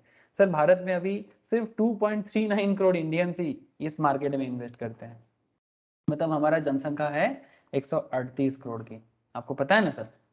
वी आर 138 करोड़ पॉपुलेशन, इसमें से 3 करोड़ भी नहीं, 2.39। हाँ बोलो। হ্যালো, हाँ বলছি দাদা, যদি এর মধ্যে 10% যদি ইনভেস্ট করে দেয় তাহলে ফেনফেক্স 1 crore পার হয়ে যাবে। समझ रहा है ना आप लोग, ठीक है। मतलब आप just try to understand the opportunity of Indian market, ठीक है। ये बहुत अपॉर्चुनिटी देगा, ऐसे ऐसा नहीं होगा कि अचानक से 2 करोड़ 4 करोड़ में बदल जाए, इतना आसान नहीं है। मार्केट इतना जल्दी नहीं बदलेगा, लोग इतना जल्दी एडुकेट भी नहीं होगा, क्योंकि हमारा जो करंट एजुकेशन सिस्टम है वो डब्बा है, डब्बा एडुकेशन है। बदलना जरूरी है, क्योंकि एडुकेशन सिस्टम में ना दिखावा बहुत है, पढ़ाई लिखाई कम है। कोई कोई तो ये बहाना मारते हैं कि स्कूल मतलब स्कूल है बट कॉलेज नहीं होता। कुछ डेटा आ रहा है कि इतना बच्चा, मैं कुछ दिन पहले देख रहा था, कुछ लोग व्हाट्सएप में भी दिया था, सीरियसली मेरे को समझ में नहीं आता। तो फिर इतना सारा रिक्रूटमेंट करता है, कहाँ करता है? गलत जगह पे गलत लोगों को रिक्रूट करता है। स्कूल है फिर भी बच्चा को लिखना पढ़ना नहीं आता। टीचर्स का भी कुछ मतलब काम है कि नहीं है? क्लास 8 का बच्चा अक्षर नहीं पढ़ सकता, लेटर रिकॉग्नाइज नहीं कर सकता, क्लास 8 का बच्चा। Just imagine. अब कोई बोलेगा कोरोना का दोष है, कोरोना से पहले भी था, कोरोना से पहले भी प्रॉब्लम था। ऐसा नहीं कि मुझे पता है, आप लोगों को पता है कि स्कूल में जाके टीचर्स क्या करते हैं। हार्डली 20 में से एक टीचर पढ़ाते हैं, 2 टीचर पढ़ाते हैं, 15 टीचर पढ़ाते ही नहीं आजकल। अब क्या बताऊं आपको, छोड़ो ये सब, बोलेंगे तो फिर खराब बात होगा। बहुत सारे लोग सर अपना रिस्पॉन्सिबिलिटीज नहीं करते सर, जो उनको करना चाहिए, मेहनत करना चाहिए, नहीं कराते। और क्लास में जाके सबसे कमजोर बच्चे को पढ़ाना चाहिए। कुछ कुछ टीचर तो ऐसे होते हैं, मुझे तो पूरा एक्सपीरियंस है, जो अच्छा वाला स्टूडेंट है उसको बोल देते हैं, सॉल्व करके चले जाते हैं कि कौन इतना दिमाग लगाएगा भाई, जिसको समझ में नहीं आता इसके पीछे बकबक करके अपना माथा का दर्द क्यों करे। लेकिन मंथ कंप्लीट होने से अपना सैलरी लेके, 1 लाख का सैलरी लेके घर जरूर जाए। ठीक है, सैलरी उठाने में प्रॉब्लम नहीं है, वो तब ये बोलेगा भाई मैंने एग्जाम क्रैक करके जॉब लिया। लेकिन जॉब तुमको एग्जाम क्रैक करने के लिए 1 लाख नहीं देता मंथली। आपको मंथली 1 लाख इसलिए दिया जाता है ताकि आप बच्चों को सिखाओ, पढ़ाओ। बीएड कराते हैं लोगों को, बैचलर ऑफ एजुकेशन। हाँ, स्कूल में कॉलेज में पढ़ाने के लिए बीएड जरूरी है। लेकिन बीएड कराते, फिर बीएड का क्राइटेरिया क्या है? बीएड का क्राइटेरिया क्या? बीएड एग्जाम पास करना है, या बीएड का क्राइटेरिया ये होना चाहिए कि भाई इसको पढ़ाना आता है कि नहीं आता है, इसका अप्रोच क्या है। टीचर का डिग्री मिलने से टीचर नहीं बन जाता, टीचर बनने के लिए टीचिंग एबिलिटी होना चाहिए। आप समझ रहे हो ना, क्यों बच्चे को लिखना पढ़ना नहीं आता, 8 में पढ़ता है फिर भी अक्षर ज्ञान क्यों नहीं है? कोई बोलेगा सर आप जाके देख के आओ, बाथरूम नहीं है। अरे भाई मैं गांव में पला बड़ा, बहुत सारे हम लोग के स्कूल में बेंच नहीं हुआ करता था जब हम लोग 5-6 में पढ़ते थे। हम लोग ऐसे सुबह जाके झाड़ू लगाते थे, और सबका अपना अपना बैग के अंदर होता था सर, जिसको हम लोग बंगाली में आसन बोलते हैं, आसन लगा के बैठ जाते थे। 5-6 में बेंच नहीं था, उसके बाद बेंच मिला। हम लोग को बड़ा खुशी हुआ था जब 7 में उठा ना, बड़ा खुशी हुआ कि भाई बेंच में बैठने को मिलेगा। मैम का स्कूल में भी ऐसा ही हालत, झाड़ू लगा के बैठते थे। तो क्या पढ़ाई नहीं हुआ? जापान में अभी भी ऐसा कॉन्सेप्ट चलता है। जापान में स्कूल में बच्चा स्कूल में जाके पढ़ते नहीं है, वो पहले झाड़ू लगाना सीखते हैं, पोछा लगाना सीखते हैं, स्कूल में सिखाते हैं। अब क्या बोलूं सर, ये सब बोलने से कोई बोलेगा ज्ञान बांटना बंद करो। लेकिन ये सब सही चीज है सर, वैल्यू एडिशन का सही चीज है। कंपनी का काम समझने के लिए अपना काम भी समझना जरूरी होता है। अब क्या बताएं सर, सबको बैठे बैठे पेड़ा चाहिए। अब पेड़ा ऐसे थोड़ी ना मिलता है, लड्डू पेड़ा। लड्डू पेड़ा पाने के लिए मेहनत करना पड़ता है। नहीं, मैं डेटा देखता हूँ और समझता हूँ कि प्रॉब्लम तो है, बट प्रॉब्लम को हाइप क्रिएट करके बनाया जा रहा है जबरदस्ती। इतना प्रॉब्लम होना ही नहीं चाहिए। मैं डेटा देखता हूँ, टाइम्स ऑफ इंडिया वगैरह में, हिंदुस्तान टाइम्स में आता रहता है। मैं सोचता हूँ कि शायद प्रॉब्लम है 5%, बट मैन मेड प्रॉब्लम है 35%। मैं क्यों बोला जानते हो? कि ये 2.39 करोड़ इंडियंस जो मार्केट में म्यूचुअल फंड्स वगैरह में इन्वेस्ट करती है, जस्टिफाई करता है क्या? आप ही बताओ sir, just tell me. 138 crore में 2.39 करोड़ जस्टिफाई करता है ये डेटा? अच्छा लग रहा है आप लोगों को? हाँ बोलो सर, अच्छा लग रहा है क्या?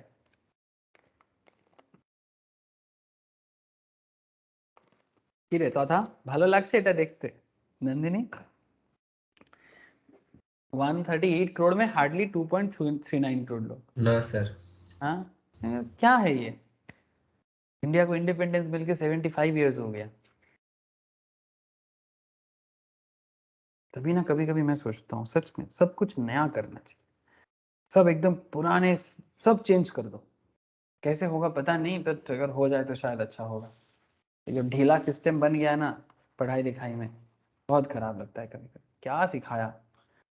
मैं कभी कभी खुद भी सोचता हूँ मेरा भी काफ़ी सारा कमजोरी है, मैं सोचता हूँ कि ये सब तो बताना चाहिए था बचपन का चीज़, मैं उसको ठीक करने का कोशिश करता हूँ, बट क्या होता है ना एज के साथ सीखने का, सीरियसली ये सच बात कर रहा हूँ, आप कम उम्र में जितना सीख पाते हो ना, एज बढ़ने के साथ साथ आपका सीखने का पावर कम हो जाता है। मजाक नहीं कर रहा है, इट्स ट्रू। बचपन में आप जितना सीख पाते हो वो सीख आप एज बढ़ने के साथ साथ आपका कम हो जाएगा, भले ही आप कितना मैच्योर क्यों ना हो जाओ। आप खुद कभी ऑब्जर्व करके देखना, भले ही आप मैच्योर हो रहे हो, बड़े हो जा रहे हो, लेकिन नहीं होगा, बचपन में कैचिंग पावर कुछ और ही होता है। आगे देखें सर। अच्छा, फंड फैक्ट शीट क्या है मैं आपको पहले ही बताया, ठीक है। तो ये सब चेंज होना चाहिए, ऐसे इमेंस अपॉर्चुनिटी है, हो जाएगा, ठीक है। तो फंड फैक्ट शीट्स में asset management company manages and runs its mutual fund scheme. AMC can run many schemes as long as they have SEBI's approval. अगर सेबी का अप्रूवल है जितना मर्जी चला सकते हैं, बट सेबी का अप्रूवल चाहिए सर, ऐसे ही नहीं मन मर्जी पैसा है तो फंड चला लो, नहीं। Mutual fund scheme is essentially a fund with a specific investment objective. Mutual fund scheme जो चलता है उसका एक स्पेसिफिक इन्वेस्टमेंट ऑब्जेक्टिव होता है। Investment objective is the stated goal of the fund. For example, investment objective of mutual fund scheme could be invested in top 100 large cap companies in the country, or it could be invested in the top 100 small cap companies in the country, or and so forth, even in foreign countries also। मैं आपको अभी अभी दिखाया, ठीक है। Not just in Indian companies, even in foreign companies also आपका fund जा सकता है, जिसके जैसे कि पराग पारिक का फ्लेक्सी कैप फंड्स, ठीक है। और भी कंपनीज हैं, मैं उनका भी नाम आपको बताऊंगा, ठीक है। और भी कंपनी है, मैं उनका नाम भी आपको शेयर करता हूँ, अभी रुक जाओ थोड़ा सा। सो 100 स्मॉल कंपनीज, मतलब स्कीम जो है वो कहाँ कहाँ आपका पैसा को यूज करेगा, ये जानना बहुत जरूरी है, ठीक है। The investment objective is stated and the Inception of the fund. तो इन्वेस्टमेंट ऑब्जेक्टिव आपको फंड का जब स्टार्टिंग आता है ना तभी उसके बारे में बताते हैं। सर ये कहाँ मिलता है? म्यूचुअल फंड कंपनीज के साइट में, एएमसी के साइट में ही आपको मिल जाएगा कि फंड आ रहा है। जैसे अभी कोटक का एक आ रहा है सर, एनएफओ, मतलब न्यू फंड ऑफर आया है, आप उसको मैं दिखाता हूँ आपको, रुको। And the fund manager is expected to stick to this mandate until the life of the fund। और फंड मैनेजर अपने इस पर्टिकुलर ऑब्जेक्टिव में तब तक रहता है जब तक इसका लाइफ खत्म नहीं होता। आप समझ रहे हो, हर फंड का एक ऑब्जेक्टिव होता है और उस ऑब्जेक्टिव में टिक के रहना पड़ता है। जैसे आपको भी बताते हैं ना, इन्वेस्टर्स को भी बताते हैं कि भाई 3 साल आपका पैसा लॉक कर देंगे, 5 साल के लिए लॉक कर देंगे, तो ये लोग भी अपने आप को लॉक कर देता है, ठीक है। मतलब क्या है ना, कई बार आप कुछ बोल देते हो तो आपको उसको उसको रखना पड़ता है, मतलब आप भी 2-2 मिनट में अगर हट जाओगे तो मुश्किल हो जाएगा, थोड़ा रिस्क तो है, इसीलिए तो बोलते हैं mutual fund investment is subject to market risk, please read all scheme related documents carefully. But आजकल ये बात लोगों को अच्छा लगने लगा, पहले बहुत फास्ट बोलता था mutual fund investment subject to market, लेकिन आजकल सर सेबी ने बता दिया भाई धीरे बोलो, लेकिन लोगों को अच्छा लगता है, ठीक है। Mutual fund investment is subject to market risk, please read all scheme related documents carefully. It sound good and it's also sound very, मतलब सूदिंग, मेरे को बहुत अच्छा लगता है जब भी मैं सुनता हूँ। लोगों को पता होना चाहिए, रिस्क होना चाहिए जिंदगी में, रिस्क थोड़ा होना चाहिए।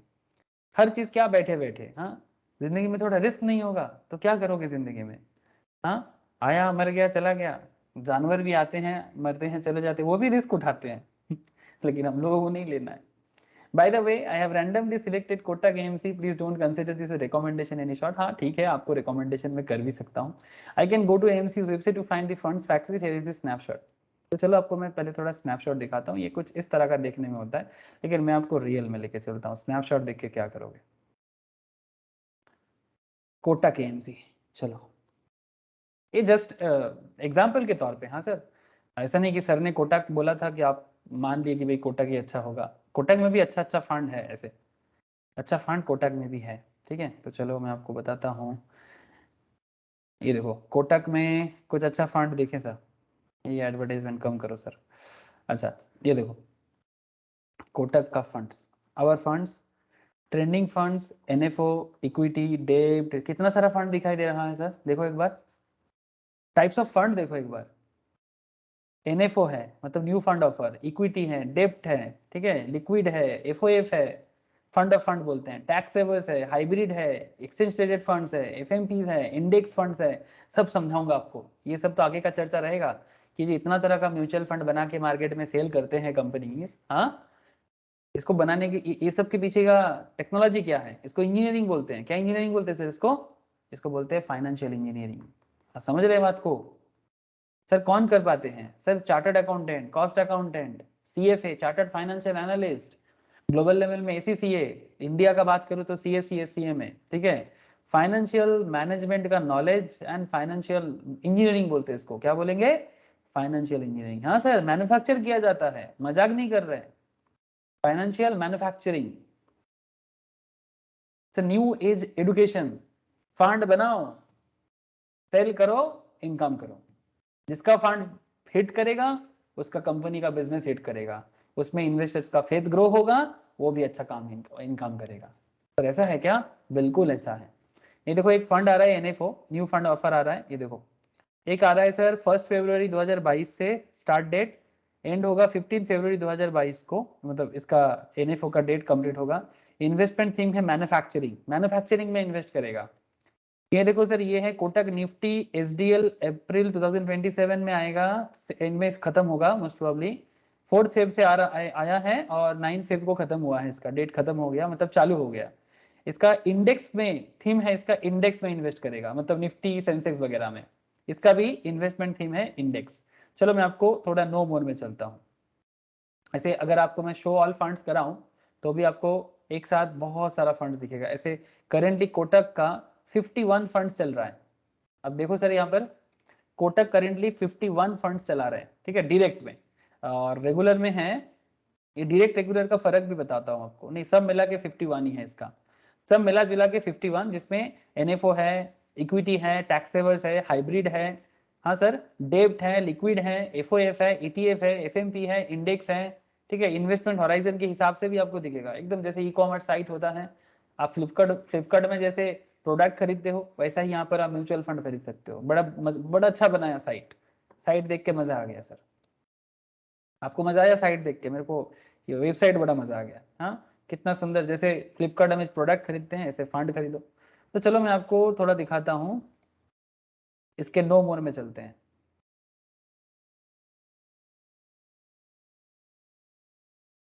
Kotak manufacture in India fund, ठीक है, मतलब भारत में जो चीजें मैन्युफैक्चर होगा वैसा कंपनीज के फंड में इन्वेस्ट करने वाला है। जैसे कि अगर आप लोगों को मैं अभी ऐसे ही बता रहा हूँ, जो लोग इक्विटी इन्वेस्टमेंट करना चाहते हो, अगर इंडिया में जैसे जो ड्रोन मैन्युफैक्चर कर सकता है ऐसे कंपनीज को आप लोग देख सकते हो, जैसे परास डिफेंस, जैसे हल मतलब हिंदुस्तान एरोनॉटिकल्स, ऐसे कंपनीज को नजर कर सकते हो सर। क्योंकि इस आगे का जो फ्यूचर है वो इंडिया में ड्रोन का मार्केट अच्छा करेगा, बिकॉज इंडिया में भी ड्रोन कॉमर्शियली इतना यूज नहीं होता है। बट इस बार बजट में गवर्नमेंट ने डिक्लेयर किया कि ड्रोन के थ्रू से एग्रीकल्चर में काफी काम करा जा सकता है ना। ड्रोन ड्रोन समझते हो ना? ड्रोन टेक्नोलॉजी के थ्रू से एग्रीकल्चर में काफी डेवलपमेंट हो सकता है। स्पेशली वो पानी देना, दवाई देना, जो भी होता है उसमें, मतलब एग्रीकल्चर में काफी सारा यूज हो सकता है ड्रोन के थ्रू से। तो drone technology not just in agriculture sector but also in e commerce sectors में, जैसे कि home delivery of goods foreign में चालू हो गया है। आप लोगों को पता है सर? किसी को पता है ड्रोन के थ्रू से फॉरेन में home delivery goods home delivery हो रहा है? अमेजन स्टार्ट कर दिया। अरे पता है कि नहीं है?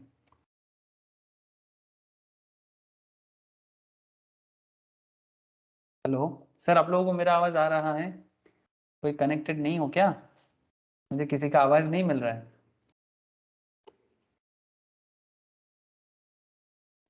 है सर।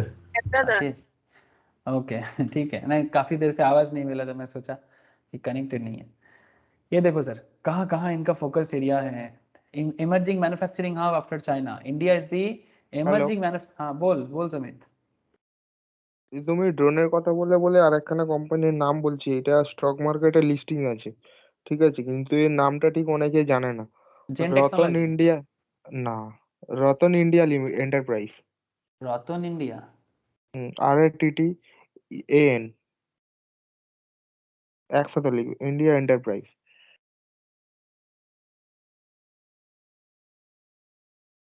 रतन इंडिया एंटरप्राइज। হুম, ড্রোন ম্যানুফ্যাকচারিং করে। अच्छा, electric power distribution company, last 1 year में काफी डेवलप हुआ है इसका, 51 करके चल रहा है। ठीक है, इसका फंडामेंटल देखना पड़ेगा मुझे। तू बोला है तो सभी कोई दिमाग में रख सकते हो। हाँ, ओके। सुमित का प्रपोजल कई बार काफ़ी अच्छा होता है, आप लोग देख सकते हो सर। ठीक है, आगे बढ़े। तो कहाँ हैं हम लोग, किस पॉइंट में बात कर रहे थे? अच्छा, मैं आपको दिखा रहा था एक्चुअली कोटक के साइट में, तो किस तरह से ये मैन्युफैक्चरिंग वे में अपना फंड को इन्वेस्ट करेगा। ठीक है, प्रोडक्शन लिंक पे, हाउसिंग स्टार्टिंग वगैरह में। ठीक है, 5 रीजन टू इन्वेस्ट। इसमें देखो इन्वेस्ट का स्कीम पूरा बता के रखा है। Kotak manufacture in India fund, type of scheme open ended equity scheme. Open ended क्या होता है मैं भी आपको बताऊंगा। इन्वेस्टमेंट ऑब्जेक्टिव क्या है? The scheme shall seek to generate capital appreciation by investing in a diversified portfolio of companies that follow the manufacturing theme. ठीक है, Nifty India manufacturing total return index. ठीक है, फंड मैनेजर है Harish Krishna for equity and mister Abhishek Bishan for डेब्ट। आप लोग भी आगे आगे ऐसा कुछ काम करो कि आपका भी नाम मुझे पढ़ना पड़े ऐसे। ठीक है, हाँ सुमित, कुछ ऐसा कर कि तेरा नाम भी मैं क्लास में लूँ। Minimum investment of 5,000 and in multiples of 1 and 0.01 for switches अगर शिफ्ट करते हो किसी दूसरी चीज में। मिनिमम एप्लीकेशन 5,000 चाहिए एंड मल्टीपल्स। ठीक है, 5,000 minimum. Minimum investment NFO 5,000 and अगर आप एसआईपी करते हो तो 500 का मिनिमम एसआईपी कर सकते हो। डायरेक्ट एंड रेगुलर दोनों प्लान है। ठीक है, अब डायरेक्ट प्लान क्या है, रेगुलर प्लान क्या है, मैं आपको आगे आगे बताता हूँ। तो आई होप यू अंडरस्टैंड नाउ कि किस तरह से एक फंड के डिटेल्स को पढ़ना चाहिए, कौन है। जिस तरह से मैं पहले भी आपको पराग पारिक के अंदर भी समझाया था, पराग पारिक को जो मैं बताया था, पराग पारिक का सिस्टम के अंदर भी मैं बताया था, यहाँ पर भी मैंने बताया। So as you can see there are many different tabs, है ना, कितना सारा टैब आपने देखा, इक्विटी का, टैक्स सेवर्स का, हाइब्रिड का, डेब्ट का, लिक्विड का। These are all different categories of funds. Over the next few chapters actually हम लोग यही सब बात करेंगे। ठीक है, लेकिन करेंटली हम लोग थोड़ा सा स्टिक करते हैं अपने आप को इक्विटी कैटेगरी में। As you can see there are many different fund schemes under equity as a category. Let us pick Kotak small cap. ठीक है, तो यहाँ पर एक Kotak small cap का फंड यूज किया गया है and see what goes in fact sits. Click on the link। जैसे कि मैं आपको अभी मैन्युफैक्चरिंग का बताया, वही वैसी तरह से नोट्स के अंदर स्मॉल कैप के बारे में बताया गया कि भाई क्यों स्मॉल कैप को चूज किया जा रहा है। तो आपको इसी तरह से हर एक फंड का अबाउट चीज चेक करना चाहिए कि उसका ऑब्जेक्टिव क्या है, इस तरह का कॉन्सेप्ट, कौन फंड मैनेजर है, क्या है, ये सब थोड़ा आपको चेक करना चाहिए। ठीक है, और साथ में ये भी देखना चाहिए कि जो जो कंपनी में इन्वेस्ट कर रहा है उनका प्रोमोटर कौन है, रिसर्च मेथोडोलॉजी। ठीक है, मतलब आपको किस क्या रिसर्च करना चाहिए। देखो सर, बात समझो सर, जो मैं आपको इतना देर से समझाया ये सब, ये आगे का जो पॉइंट्स है इसमें वही चीज बताया गया।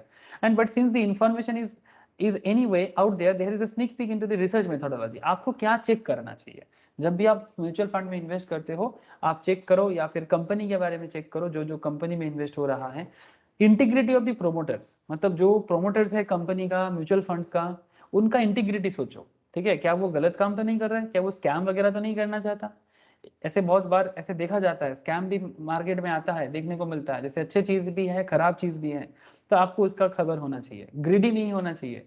कई बार लोग ग्रिड में फंस के मतलब लोभ कर लेता है और गलत फंड में आ जाते हैं। तो आपको प्रोमोटर्स का बारे में भी जानना चाहिए, प्रोमोटर्स का बैकग्राउंड को भी जानना चाहिए। Ability to generate cash flow, मतलब ऐसे ऐसे फंड चूज करो जो कैश फ्लो जनरेट करे। ठीक है सर, ये कैश फ्लो जनरेट का कॉन्सेप्ट क्या है, ये आपको मैं जब फंडामेंटल एनालिसिस पढ़ाऊंगा, अगर फंडामेंटल एनालिसिस में रिसेंट पास्ट में मैंने थोड़ा एक फंडामेंटल का टॉपिक कंप्लीट किया, मतलब फंडामेंटल एनालिसिस का, मैं फिर से स्टार्ट करूंगा फंडामेंटल म्यूचुअल फंड खत्म होने के बाद। तब मैं ये कैश फ्लो कैसे काम करते हैं ना, जो लोग ऑलरेडी एफएम वगैरह में अकाउंट्स में भी कैश फ्लो करते हो, लेकिन वहां पर मैं स्टॉक मार्केट ओरिएंटेड करके बताऊंगा। मतलब वही बात है, जो अकाउंट्स में फाइनेंस में कैश फ्लो करते हो, उसी को थोड़ा सा स्टॉक मार्केट के अंदर रिसर्च में कन्वर्ट करना है। Meaning they look for companies they are operationally profitable and capable of producing a surplus over all the expenses। मतलब भाई जितना खर्चा है मेरा उससे ज्यादा मैं इनकम कर लेता हूँ। आपको ऐसा कंपनी देख के ही इन्वेस्ट करना चाहिए। जैसे आप इक्विटी में देखते हो, यहाँ पर फंड के अंदर भी क्या कर रहा है वो भी देखना चाहिए। एक्सपीरियंस ऑफ मार्केट साइकिल्स, मतलब कंपनी जो है उसका मार्केट साइकिल्स का कितना एक्सपीरियंस है ये भी देखना चाहिए। अगर न्यू है तो थोड़ा आपको डर जरूर लगेगा, बट न्यू भी अच्छा करता है, बट एक्सपीरियंस पे आप ज्यादा भरोसा कर सकते हो। Simple business model, no complicated verticals and easy to understand companies. Quality metrics, these means that all the financial ratios stick right। Financial ratios वगैरह सर फंडामेंटल एनालिसिस, बार बार बात कर रहा हूँ यहाँ पर, ये जो बात हो रहा है ना ये फंडामेंटल एनालिसिस का बात हो रहा है। ठीक है, कंपनी का फंडामेंटल एनालिसिस जो रेशियो एनालिसिस के थ्रू से चेक किया जाता है, पी रेशियो, आपका प्राइस अर्निंग रेशियो, इक्विटी मतलब अर्निंग पर शेयर, ठीक है, कंपनी का डेप्ट इक्विटी रेशियो, बहुत सारे ratio, turnover ratio. Ratio chapter आप लोग बचपन से करते भी वैसे अकाउंटेंसी में, पर सर चैप्टर में तो सिर्फ रट्टू तोता की तरह फॉर्मूला रट के लोग पढ़ते हैं, उसका कभी प्रैक्टिकल यूज के बारे में लोग सोचते ही नहीं है। मतलब यही तो हमारा पढ़ाई का कॉन्सेप्ट है, गलत है ना। 11th स्टैंडर्ड से लोग रेशियो एनालिसिस करते हैं, लेकिन जिंदगी खत्म होने को आता है तब भी रेशियो का एक्चुअल यूज समझ में नहीं आता कि कहाँ यूज करें। गलत बात। प्रॉब्लम देखो सर, यही तो एजुकेशन का प्रॉब्लम है। ओके, अच्छा, क्वालिटी मैट्रिक्स चेक करना है, बिजनेस क्वालिटी चेक करना है, ये थोड़ा फंडामेंटल कॉन्सेप्ट है, बट आपको अगर नॉलेज हो तो आपको बहुत अच्छा होता है फंड को चूज करने। Good quality business I guess, and low leverage और रिस्क कम हो। जीरो डेब्ट हो तो और अच्छा, लेकिन जीरो डेब्ट में कंपनी ढूंढना काफी मुश्किल है, बट एटलीस्ट जो एएमसी है उसका भी जीरो डेब्ट हो तो भी अच्छा है। तो I can decipher this because I belong to the same industry. मतलब बेसिकली मैं कहना चाहता हूँ कि ये सब फंडामेंटल एनालिसिस है, तो आप जब फंडामेंटल पढ़ोगे तो उसके अंदर आपको बाकी चीज बताया जाएगा। अच्छा, other fund facts. Other fund facts क्या है? फंड में उसका इन्वेस्टमेंट ऑब्जेक्टिव, उसका स्कीम, जो मैं आपको ऑलरेडी बता दिया, तो फिर मैं इसको और फिर से नहीं बता रहा हूँ, ठीक है। ये अभी मैं बताया आपको लोड्स क्या होता है, ये भी मैं कुछ एग्जाम्पल, कुछ इंपॉर्टेंट चीज मैं आपको बताऊंगा। जैसे मैं तब से बोले जा रहा हूँ कि ओपन एंडेड फंड, हाँ सर, आपको मैं तब से बोले जा रहा हूँ कि there are various kinds of funds, open ended, close ended. Sir ये क्या होता है, इसको कैसे समझोगे? सर थोड़ा सा मैटर को इजी करते हैं। देखो,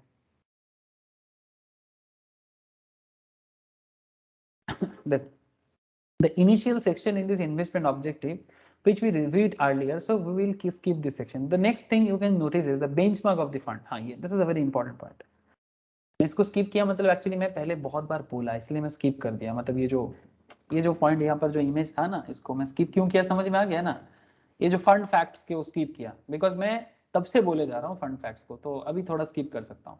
but now I want to discuss about benchmark, okay, of the fund. Sir benchmark मतलब कंपेयर करना, ओके, कंपेयर करना। A mutual fund scheme should essentially benchmark itself to an index. A mutual fund scheme को index के साथ benchmark किया जाता है, Nifty, Sensex के साथ। This is required to evaluate the performance of the fund over a period, ठीक है। मतलब सिंपल बात है, निफ्टी निफ्टी मार्केट में 20% दिया है, लेकिन आपका म्यूचुअल फंड आपको 10% दिया है। आप बात समझ रहे हो? अगर निफ्टी 20% है और आपका म्यूचुअल फंड आपको 10% दे रहा है, मतलब बहुत ही खराब परफॉर्मेंस किया है।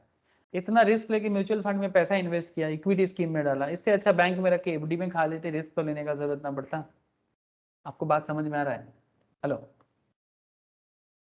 निफ्टी 20-25% रिटर्न जनरेट कर रहा है, लेकिन आपका म्यूचुअल फंड आपको 20-25% से ज्यादा देना चाहिए, है ना, क्योंकि निफ्टी में तो 50 स्टॉक है, लेकिन आपका म्यूचुअल फंड हार्डली 10-15 या 5 स्टॉक में इन्वेस्ट किया होगा। अगर कुछ नहीं तो कम से कम इंडेक्स के साथ तो चलो, क्योंकि इंडेक्स इतना सारा कंपनी का एक एवरेज करता है। आपको मेरा बात समझ में आ रहा है सर? हेलो, क्या रे, ये इंडेक्स के साथ बेंचमार्क समझ में आ रहा है ना आप लोगों को?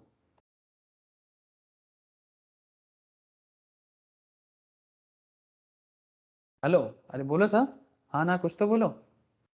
है दादा। बस वही पूछ रहा हूँ। तो this is required to evaluate the performance of the fund over a period. Mutual fund should have the appropriate benchmark. लेकिन सर जब आप बेंचमार्क करोगे ना, तो जिसके साथ जिसको मैच करना चाहिए उसके साथ उसको कंपेयर करो। से for example, small cap fund is benchmark against the small cap index. Small cap के साथ स्मॉल कैप को करो, लार्ज कैप के साथ लार्ज कैप को करो, मिड कैप के साथ मिड कैप को करो, मतलब सिमिलर लेवल में करो। से फॉर एग्जांपल, आपके घर में वैगनर कार है, तो वैगनर के साथ क्या मर्सिडीज का कंपेयर करोगे? हाँ, वैगनर के साथ आप स्विफ्ट का कंपेयर करो, चलेगा, लेकिन उसके साथ आप फरारी का कंपेयर या मर्सिडीज का कंपेयर मत करो, है ना। सिमिलर पैरामीटर में कंपैरिजन होना चाहिए, तब जाके वो बेंचमार्क मतलब एक्चुअल में सही होता है, ठीक है। आप जब भी कोई म्यूचुअल फंड स्कीम चूज करते हो ना, तो वहां पर आपको ना कंपेयर करने का मौका देता है। मैं आपको दिखाता हूँ, 2 मिनट रुक जाओ, लेकिन उससे पहले मैं आपको कुछ इंपॉर्टेंट डेफिनेशंस एक बार, मतलब डेफिनेशंस बोलो, टेक्निकल वर्ड्स बोलो, जो काफी यूजफुल है म्यूचुअल फंड में, जो एक बार आपको बताना चाहता हूँ। The next section details of the type of scheme. There are a couple of exciting things to note here. Open-ended, equity, growth. कौन सा स्कीम क्या है, क्या बताते हैं? तो there are 3 critical parameters here. Let us understand open-ended. Open-ended क्या होता है? When an asset management company starts a fund, जब कोई asset management company अपना फंड को स्टार्ट करता है, जैसे मैं तब से आपको दिखा रहा हूँ, ये देखो, ये क्या लिखा है? पारस्परिक फ्लेक्सी कैप फंड्स, ऐसा ओपन एंडेड ना, ओपन एंडेड है ना। कब स्टार्ट किया? 24 मई 2013 को स्टार्ट किया। जब से स्टार्ट किया तब से ये ओपन एंडेड स्कीम में ही चल रहा है। किस तरह से चल रहा है? ओपन एंडेड में चल रहा है, मतलब चलता जाएगा, बंद करने का कोई इरादा है नहीं, ठीक है। सो जैसे कंपनी क्या है, गोइंग मतलब ऑलवेज गोइंग कंसर्न चलेगा, इसका फंड भी चलेगा, जितना दिन कंपनी है फंड भी उतना दिन का चलेगा। हाँ, कहीं कभार कुछ कारण से कुछ चेंजेस हो सकता है, बट इसका फंड ओपन एंडेड रहेगा। For example, I can start a fund today and let it run for 3 years from today, and at the end of 3rd year, the fund will cease to exist, and the investor is obligated to collect his money back. 3 साल बाद fund खत्म हो गया और उसका पैसा जो है उसको विथड्रॉ कर लेना चाहिए, along with the profit और लॉस। जो भी प्रॉफिट हो लॉस हो, आप अपना पैसा लेके घर बैठ जाओ। सर ऐसे फंड को क्लोज एंडेड फंड कहते हैं। मैं आपको आगे आगे क्लोज एंडेड फंड का भी डिटेल्स दिखाऊंगा। If a fund does not have any expiry date, then it is called an open ended fund. अगर फंड का कोई एक्सपायरी डेट नहीं होता तो इसको ओपन एंडेड फंड कहते हैं। For all practical purpose it is always good to deal with an open ended fund, is always good. Open ended fund से ही डील करना चाहिए compare to close ended fund. मतलब ये सलाह है सर, मार्केट में ऑलवेज ओपन एंडेड फंड के साथ चलो तो हमेशा फायदे में रहोगे। नाउ मुझे एक चीज बता दो sir, open ended close ended clear हुआ कि नहीं? Hello, open ended close ended clear हुआ या नहीं? बोलो सर। हाँ सर। ओके सर, काफी पॉपुलर पॉइंट्स है ये सब। सर इक्विटी फंड, इसके बारे में तो मैं आगे आगे चर्चा करूंगा सर, चैप्टर है इक्विटी स्कीम का। This is the reference to the asset class of mutual fund investment equity, as you know refer to the shares listed in the market. Another asset class is डेब्ट which could be either corporate debt or public sector undertaking debt। मतलब corporate debt मतलब private, जो privately operated organizations, और public sector मतलब सरकारी operated under मतलब companies। More on this when we deep dive into the debt fund। ये सब मैं equity scheme, debt scheme के बारे में अभी थोड़ा सा skip करता हूँ, ठीक है। अच्छा, एक कॉन्सेप्ट है ग्रोथ ओरिएंटेड, ये भी एक काफी अच्छा कॉन्सेप्ट है। मैं 2 मिनट बाद बात करता हूँ ग्रोथ के बारे में, उससे पहले मैं थोड़ा फंड मैनेजर अलॉटमेंट डेट बता दूं। ग्रोथ का मतलब होता है कि भाई जो फंड में आपको रिटर्न मिल रहा है उस रिटर्न को फिर से वापस रिटर्न में पैसा डाल देना। अभी 2 मिनट रुक जाओ, मैं ग्रोथ को बताता हूँ। फंड मैनेजर कौन होता है जो आपको पता है, मैं पहले भी बोला। I find this interesting to know who is managing the fund. Yes, कौन फंड को मैनेज कर रहा है, बहुत जरूरी जानना है। ये जानना बहुत जरूरी है कि भाई फंड को मैनेज करने वाला इंसान कौन है, उसका ट्रैक रिकॉर्ड भी जानना चाहिए कि ये आज तक कितना फंड में ये रहा है। जैसे कि मानो कि ये पारस्परिक फ्लेक्सी में mister Rajeev Thakkar equity fund manager है, इंसेप्शन से चल रहा है इस पर्टिकुलर फंड के साथ, और पारस्परिक का करेंट डायरेक्टर भी है mister Raunak Omkar and mister Raj Mehta. ऐसा और भी कंपनीज में अलग अलग फंड मैनेजर हैं, ठीक है। अब उनका ट्रैक रिकॉर्ड देखो, इससे आपको थोड़ा सुविधा होता है, आप कंपनीज के बारे में थोड़ा कॉन्फिडेंस गेन कर सकते हो। इसका मतलब ये नहीं कि किसी न्यू कमर पे भरोसा नहीं करना चाहिए, इसका मतलब ये है कि आप जब स्टार्ट करते हो तो थोड़ा आप सुविधा चाहते हो, बट कई बार न्यू कमर भी बहुत अच्छा कर देते हैं सर, मतलब वो जादू ही चला देते हैं। अलॉटमेंट डेट क्या है? This is the date from which the fund commences its operations. जैसे कि ये 2013 से पारस्परिक का फ्लेक्सी फंड चालू हुआ है, तो this is very important. The allotment date gives you a sense of how old the fund is. Allotment date से क्या पता चलेगा? फंड कितना पुराना है, फंड कितना पुराना है, ये नॉलेज मिलता है। जैसे ये फंड अभी भी चल रहा है और ये चालू हुआ था 2013 में, तो allotment date is very important because यहाँ से आपको ये पता चलता है कि फंड कितना पुराना है, ओके, ओल्ड कितना है। लेकिन हमेशा ये जरूरी है जानना? हाँ, थोड़ा जरूरी है, but it is not that it matters, but the older the fund slightly easy to get to analyse, इसके बारे में आपको ज्यादा नॉलेज मिलेगा। जैसे आपको मैं अभी जो फंड दिखाया NFO न्यू फंड दिखाया ना एक कोटक का, हेलो, अभी मैं आपको कोटक का एक फंड आ रहा है दिखाया ना, उसके बारे में तो आपको भी कोई नॉलेज नहीं है। हेलो,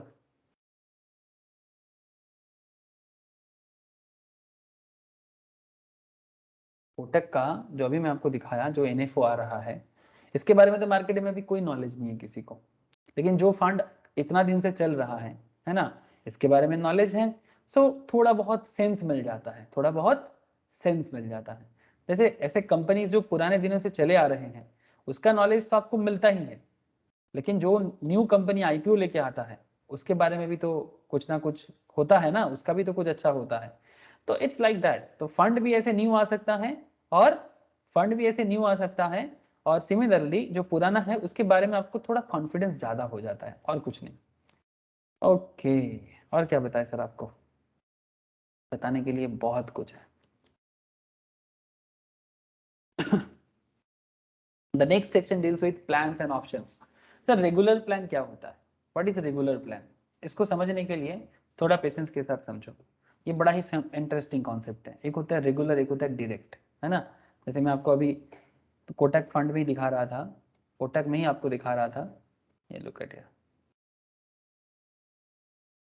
ये देखो क्या लिखा हुआ है, direct plan and regular plan, है ना।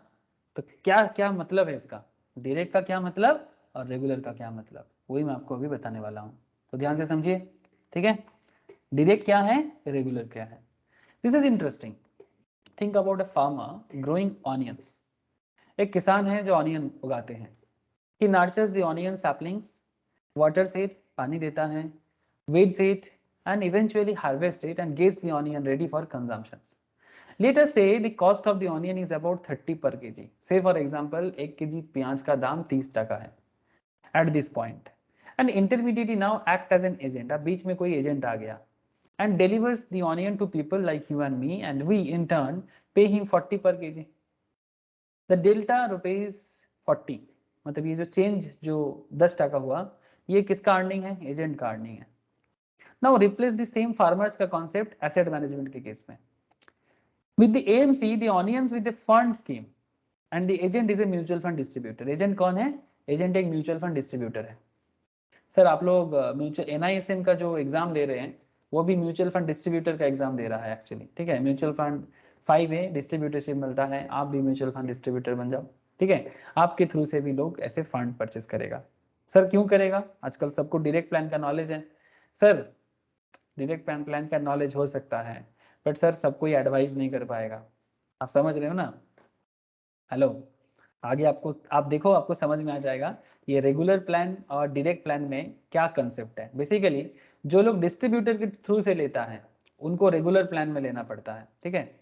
इसमें जो एजेंट होते हैं, जो म्यूचुअल फंड डिस्ट्रीब्यूटर होते हैं, जो मिडिल मैन भी है, ठीक है, उनको बीच का पैसा मिलता है। The mutual fund distributor is like a middleman between the AMC and the investors. If a mutual fund distributor approaches you and sells you a mutual fund, then he is selling you a regular plan, which means he is entitled to receive a commission from the AMC for selling this fund to you. There is nothing wrong with this except that the money is going from your pocket. मतलब investors के point of view से सोचो तो उसके pocket से थोड़ा extra पैसा जाएगा, ठीक है। लेकिन किंतु परंतु बंधु, अगर आप डायरेक्ट प्लान चूज करते हो, इन्वेस्टर्स के पॉइंट ऑफ व्यू से बता रहा हूं, लेकिन जो म्यूचुअल फंड डिस्ट्रीब्यूटर बनेगा सर उनका तो फिर मुश्किल। सर कोई मुश्किल नहीं हमारे सोसाइटी में बहुत सारे लोग हैं, इनको पता भी है ना तो भी काम नहीं करता मतलब वो फिर से आएगा, वो म्यूचुअल फंड एडवाइजर के पास आएगा, डिस्ट्रीब्यूटर के पास आएगा, आप बता दो सर जो बोलोगे वही करोगे, ठीक है। जैसे कुछ भी हो जाता है ना, लोग डॉक्टर के पास ऐसे भी जाता है, थोड़ा बुखार हो गया कैल्पोल खा लो ठीक हो जाएगा, लेकिन फिर भी रिस्क कौन लेगा सर, हाँ क्या पता कौन सा बुखार है क्या है, थोड़ा टेस्ट वेस्ट करवा लेते हैं ना। हाँ 2-4 टेस्ट करवाएंगे, डॉक्टर के पास 4 बार विजिट नहीं करेंगे तो सिंपल बुक फीवर थोड़ी ना ठीक हो जाएगा। आपको मेरा बात समझ में आ रहा है, ये लोगों का मानसिकता है कि नहीं है। हाँ सिंपल फीवर में भी वो डॉक्टर के पास जाते हैं, नहीं फीवर हो गया डॉक्टर जब तक कुछ दवाई नहीं बोलेगा, ऐसे करना भी नहीं चाहिए ना। हम लोग ऐसे बोलते हैं नहीं हमेशा कुछ हो जाए तो डॉक्टर से ही सजेशन लेके ही ट्रीटमेंट करवाओ, लेकिन कई बार थोड़ा कॉमन सेंस भी काम करते हैं कि नहीं भाई नॉर्मल फीवर है कैल्पोल ले लेते हैं ना, ठीक है तो इट्स लाइक दैट। तो जिसको कॉमन सेंस है वो कैल्पोल लेगा, मतलब डायरेक्ट प्लान लेगा, डॉक्टर के पास विजिट नहीं देगा। आपको बात समझ में आया, डायरेक्ट प्लान रेगुलर प्लान का, बोलो सर। डायरेक्ट प्लान मतलब कैल्पोल वाला प्लान। कोई है समझ में आ रहा है या एकदम चुप हो गया, शांत पड़ गया, हाँ ना कुछ तो बोले।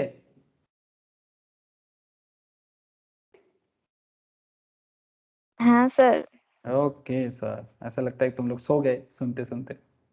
Now you don't need to buy the fund via distributor if you know which fund to buy। जैसे आजकल जीरोधा के थ्रू से, ठीक है, आप आपको अगर पता है कि भाई कौन सा फंड लेना है, आपको एनालाइज करना आता है, जैसे सुमित वगैरह को आता है, आप लोगों में से रोशनी को आता है, तौथा को आता है, तो if you know how to analyse then आप डायरेक्ट प्लान चूज कर सकते हो, जो आजकल मॉडर्न जनरेशन, नॉलेजेबल जनरेशन कर रहा है, but not everybody. So when you buy directly, आपको बीच का जो ये एजेंट का जो पैसा है ये देने का जरूरत नहीं पड़ता, आपका प्रॉफिट थोड़ा बढ़ जाता है, बस सही फर्क है। डिविडेंड पे आउट क्या है सर? डिविडेंड पे आउट क्या है? Think about it, when you buy stock of a company and the company issues a dividend, then as an investors you are entitled to receive this dividend, right? अगर आप simple एक company का stock bye करोगे, company भी आपको dividend देगा। जैसे मैं आपको बोल रहा था, ये जो पराग पारिक का फ्लेक्सी फंड्स है, इसमें आईटीसी एक बहुत अच्छा कंपनी है जो अच्छा खासा डिविडेंड देता है हर साल। एवरी ईयर ये कंपनी अपने इन्वेस्टर्स को अच्छा खासा डिविडेंड प्रोवाइड करते हैं। तो अगर कोई, लेकिन यहाँ पर जब आप एएमसी के थ्रू से इन्वेस्ट किए हो, ये पराग पारिक के थ्रू से जिन्होंने इन्वेस्ट किया, ये तो थोड़ी ना, इनको थोड़ी ना मिलेगा, ये पराग पारिक को मिलेगा। आईटीसी जो डिविडेंड प्रोवाइड करेगा, ट्राई टू अंडरस्टैंड, आईटीसी जो डिविडेंड प्रोवाइड करेगा वो किसको करेगा? पराग पारिक को करेगा।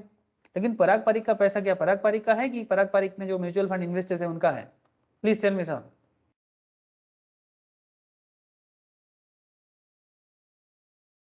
पराग पारिक का पैसा पराग पारिक का है कि पराग पारिक में जिन्होंने इन्वेस्ट किया उसका है? तो डिविडेंड में हक किसका है? इन्वेस्ट जे करेছে। थैंक यू, है ना? यही तो बात है, जिसने इन्वेस्ट किया उसी का पैसा है, उसी का पैसा है। तो डिविडेंड भी उसी, डिविडेंड पे भी हक उसका है, लेकिन ये डिविडेंड वो थोड़ा सा सबको क्या करेगा? प्रोपोर्शनेटली डिस्ट्रीब्यूट करेगा। लेकिन डिविडेंड पे आउट में क्या करेगा? Likewise, when the fund manager buys the stock of a company and the company uses the dividend, then AMC receives this dividend. Asset management company like Parag Parikh को ये dividend मिलता है। Since the funds with AMC belongs to the investors, this dividend belongs to the investors. The dividend you are entitled to obtain from AMC is to the extent you are invested in the fund. The AMC gives you two option. अब पराग पारिक जैसे या Kotak AMC जैसे companies आपको, AMC आपको दो option देगा। You can withdraw this dividend, या तो आप डिविडेंड को विथड्रॉ कर लो, और you can choose to reinvest the dividend amount and buy more units of the fund, या फिर आप उसी डिविडेंड के पैसे से फिर से कोई फंड खरीद लो। The dividend payout options helps you withdraw the dividends as and when the dividend gets paid. This option is now called payout of income distribution and cum capital withdrawal option. इसको क्या बोलते हैं? पे out of income distribution cum capital withdrawal options, ये नाम दिया गया इसको। क्या, किसके लिए? Dividend pay out options helps you withdraw the dividend as and when the dividend gets paid, जब डिविडेंड का पेमेंट किया जाएगा। ठीक है, there are technicalities here as how the AMC issues dividend, we will discuss since later point कि कैसे वो dividend distribute करते हैं। इसका टेक्निकल कॉन्सेप्ट में हम लोग आगे आगे का जो भी चैप्टर रहेगा उसमें बात करेंगे, लेकिन इसको कहते हैं डिविडेंड पे आउट। तो आई होप आपको डिविडेंड पे आउट समझ में आया होगा। सिमिलरली एक कॉन्सेप्ट होता है dividend reinvestment plan. This plan receives the dividend on your behalf, receives the dividend on your behalf and reinvest the dividend into the same fund. मतलब आपको देगा नहीं, वो आपके बिहाफ में एएमसी ले लेगा और पहले से आपको साइन करा लेता है कि ये डिविडेंड री इन्वेस्टमेंट प्लान है, जो भी कंपनी डिविडेंड देगा एएमसी उसको वापस मार्केट में इन्वेस्ट कर देगा। So necessarily you don't get in dividend in the form of cash but instead more units of NAV. आपको कैश डिविडेंड आपके अकाउंट, बैंक अकाउंट में नहीं मिलेगा, बट बदले में आपको मतलब नेट एसेट वैल्यू का जो यूनिट्स है, मतलब म्यूचुअल फंड का जो यूनिट्स है, सेम फंड का मिल जाएगा। This option is now called reinvestment of income distribution cum capital withdrawal option, इसका नाम है। एक कॉन्सेप्ट होता है ग्रोथ प्लान, जो मैंने आपको पहले स्किप करके आया। ठीक है, अभी कुछ देर पहले ग्रोथ ऑप्शंस को मैंने स्किप किया, यहाँ पर था अलॉटमेंट डेट, फंड मैनेजर, उसके नीचे था, ऊपर था ग्रोथ। तो ये ग्रोथ क्या है, ग्रोथ प्लान क्या है? ध्यान से देखो सर, ग्रोथ प्लान क्या है? ये म्यूचुअल फंड में ग्रोथ प्लान कैसे बनाया जाता है? In the growth plan the investor does not receive any dividends. Investors को कोई डिविडेंड नहीं दिया जाता। जो भी प्रॉफिट अर्न होगा ploughed back to the fund and therefore the compounding effect. जो भी कंपनी में प्रॉफिट अर्न करेगा, जो भी उसको डिविडेंड अर्न होगा, उसको फिर से वापस बिजनेस में वापस लगाया जाएगा एंड कंपाउंडिंग इफेक्ट के थ्रू से वो डिविडेंड कंपाउंडिंग होते होते, और एक्चुअली दुनिया का सबसे बड़ा चीज क्या है? Compounding effect. ये मैं आपको म्यूचुअल फंड के स्टार्टिंग में ही, म्यूचुअल फंड क्लास जब मैं स्टार्ट किया था, बैकग्राउंड पढ़ा रहा था, पर्सनल फाइनेंस पढ़ा रहा था, तभी मैं कंपाउंडिंग इफेक्ट क्या होता है समझाया था। जिन्होंने बाई चांस मिस करके रखा, please must go through compounding effect. Next up is the SIP details. SIP क्या है? आप लोग जानते हो, काफी पॉपुलर पॉइंट है आज के डेट में। SIP stands for systematic investment plan. In A typical SIP you will invest the same amount of money every month or as many years as possible. Example of SIP is investing 5,000 in Kotak small cap fund on fifth of every month for as many months as possible. Think of SIP as an investment, investing in installment में invest करना. It's like that. आप installment में invest कर रहे हो. SIP is perhaps one of the most significant financial inventions. SIP is perhaps one of the most significant financial invention and has many merits to it. Given the importance of this topic, I think a separate chapter of SIP must read. तो हम लोग आगे separate SIP के ऊपर बात करेंगे, ठीक है, ताकि आपको समझ में और अच्छे से आए fixed amount of money every month, उससे बिजनेस में और म्यूचुअल फंड वर्ल्ड में क्या चेंजेस आया. Next section is that initial investment in the fund. Initial investment is self-explanatory. If you choose not to SIP, then the minimum amount to invest is 500 or 1000 for the monthly SIP. ठीक है, तो इस SIP का ही थोड़ा मतलब थोड़ा सा क्या बोलते हैं, थोड़ा सा डायनामिक प्रोसेस है कि भाई आप अपने मर्जी से मिनिमम इन्वेस्टमेंट कर सकते हो. SIP में क्या है, वो लोग फिक्स कर देता है 1000 करना है, आप मिनिमम इन्वेस्टमेंट कर सकते हो अपने हिसाब से. लेकिन डिटेल्स में बात करूंगा जब SIP चैप्टर आएगा, आगे मैं आपके साथ बात करूंगा. फिर एक कॉन्सेप्ट आता है सर, लोड स्ट्रक्चर. ऐसे मैं आपको पहले ही बोल दिया लोड स्ट्रक्चर क्या है, कि पहले जमाने में क्या था, एंट्री लोड एग्जिट लोड दोनों लगता था. मतलब लोड मतलब एक एक्स्ट्रा अमाउंट देना पड़ता था. Years ago you have to pay percentage of investing your money in a mutual fund. I guess AMCs have the mentioned entry load as nil for legacy reasons. हाँ, आपको मैं पहले भी दिखाया स्टार्टिंग में ही. आजकल ना ये एंट्री लोड को नील दिखाने का एक मतलब बेसिकली कुछ नहीं, एक लीगेसी हो गया है कि भाई यहाँ दिखा दो, लेकिन आजकल ये है नहीं, एकदम बिल्कुल नहीं है, तो बताने का जरूरत ही नहीं है, इसको नील बताने का मतलब ही नहीं होता. But exit load is there, जैसे कि इस फंड में भी आप देख सकते हो कि एग्जिट लोड है, ठीक है, जो मैं आपको स्टार्टिंग में ही बोला था, एकदम इसको ग्रोथ गो थ्रू करने के टाइम पे ही बोला था. तो एग्जिट लोड लगता है सर अगर आप थोड़ा टाइम से पहले विड्रॉल कर लेते हो तो, ठीक है. नॉर्मली अगर आप एक साल से पहले करते तो 1% लोड, कभी कभी 2% लोड, ठीक है. जैसे ये फ्लेक्सी फंड में क्या बोला था, फ्लेक्सी फंड में बोला था कि अगर आप 730 दिन के लिए होल्ड करते हो तो आपका लोड जो है वो एग्जेम्पशन हो जाएगा, कोई लोड चार्ज नहीं करेगा आपका फंड का, ठीक है. मतलब 1% भी कुछ कम नहीं होता. सुनने में लगता है 1% 2%, बट जब आपका फंड निकलेगा ना तब आपको पता चलता है 1% 2% भी पिंच करता है. And there is an very interesting concept, riskometer. ये आपको हर फंड के नीचे देखने को मिलेगा कि क्या रिस्क है इस पर्टिकुलर फंड में इन्वेस्ट करने से. आपको बात समझ में आ रहा है. रिस्कोमीटर क्या है, जैसे आप कोटक स्मॉल कैप देख लो, पराग पारिक फ्लेक्सी कैप देख लो, आपको हमेशा रिस्कोमीटर दिखेगा.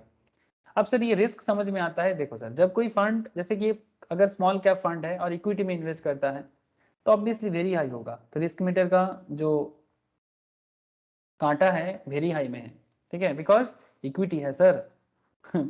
रिस्क तो रहेगा, लेकिन रिस्क रह के कोई डरने वाला बात नहीं है.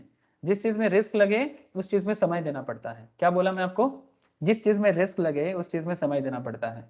जिसमें रिस्क कम उसमें आपको लो रिस्क है तो कम समय में भी आपको कुछ ना कुछ मिलेगा, लेकिन हाँ ज्यादा नहीं मिलेगा. Moderately high, different kind of riskometer होता है. Investors understand their principals will be at very high risk जब वो कोटक स्मॉल कैप फंड में इन्वेस्ट कर रहा है. जब सिर्फ डेप्ट ओरिएंटेड फंड में इन्वेस्ट करेगा ना, किसी डेप्ट ओरिएंटेड फंड में इन्वेस्ट करेगा तो उसमें थोड़ा रिस्क क्या होगा, लो या मिड होगा या मॉडरेट होगा, ऐसा, ठीक है. तो इसीलिए यहाँ पर क्या बोला जाता है, investor should consult their financial advisor if any doubt. Okay, अगर आपको समझ में नहीं आ रहा है कि रिस्क क्यों है तो आप अपने फाइनेंशियल एडवाइजर को पूछो, ठीक है. तभी वो डिस्ट्रीब्यूटर के पास जाना पड़ता है या एडवाइजर के पास जाना पड़ता है, समथिंग लाइक दैट.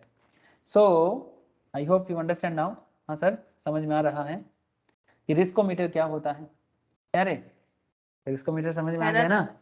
ओके, ये सब बेसिक चर्चा है, एकदम बिल्कुल बेसिक चर्चा है म्यूचुअल फंड इन्वेस्टमेंट का, या फिर as a mutual fund distributor बनो, म्यूचुअल फंड एक्सपर्ट्स बनो. बेसिक नॉलेज जो एक इन्वेस्टर्स को होना चाहिए, एक एडवाइजर को भी होना चाहिए, ठीक है.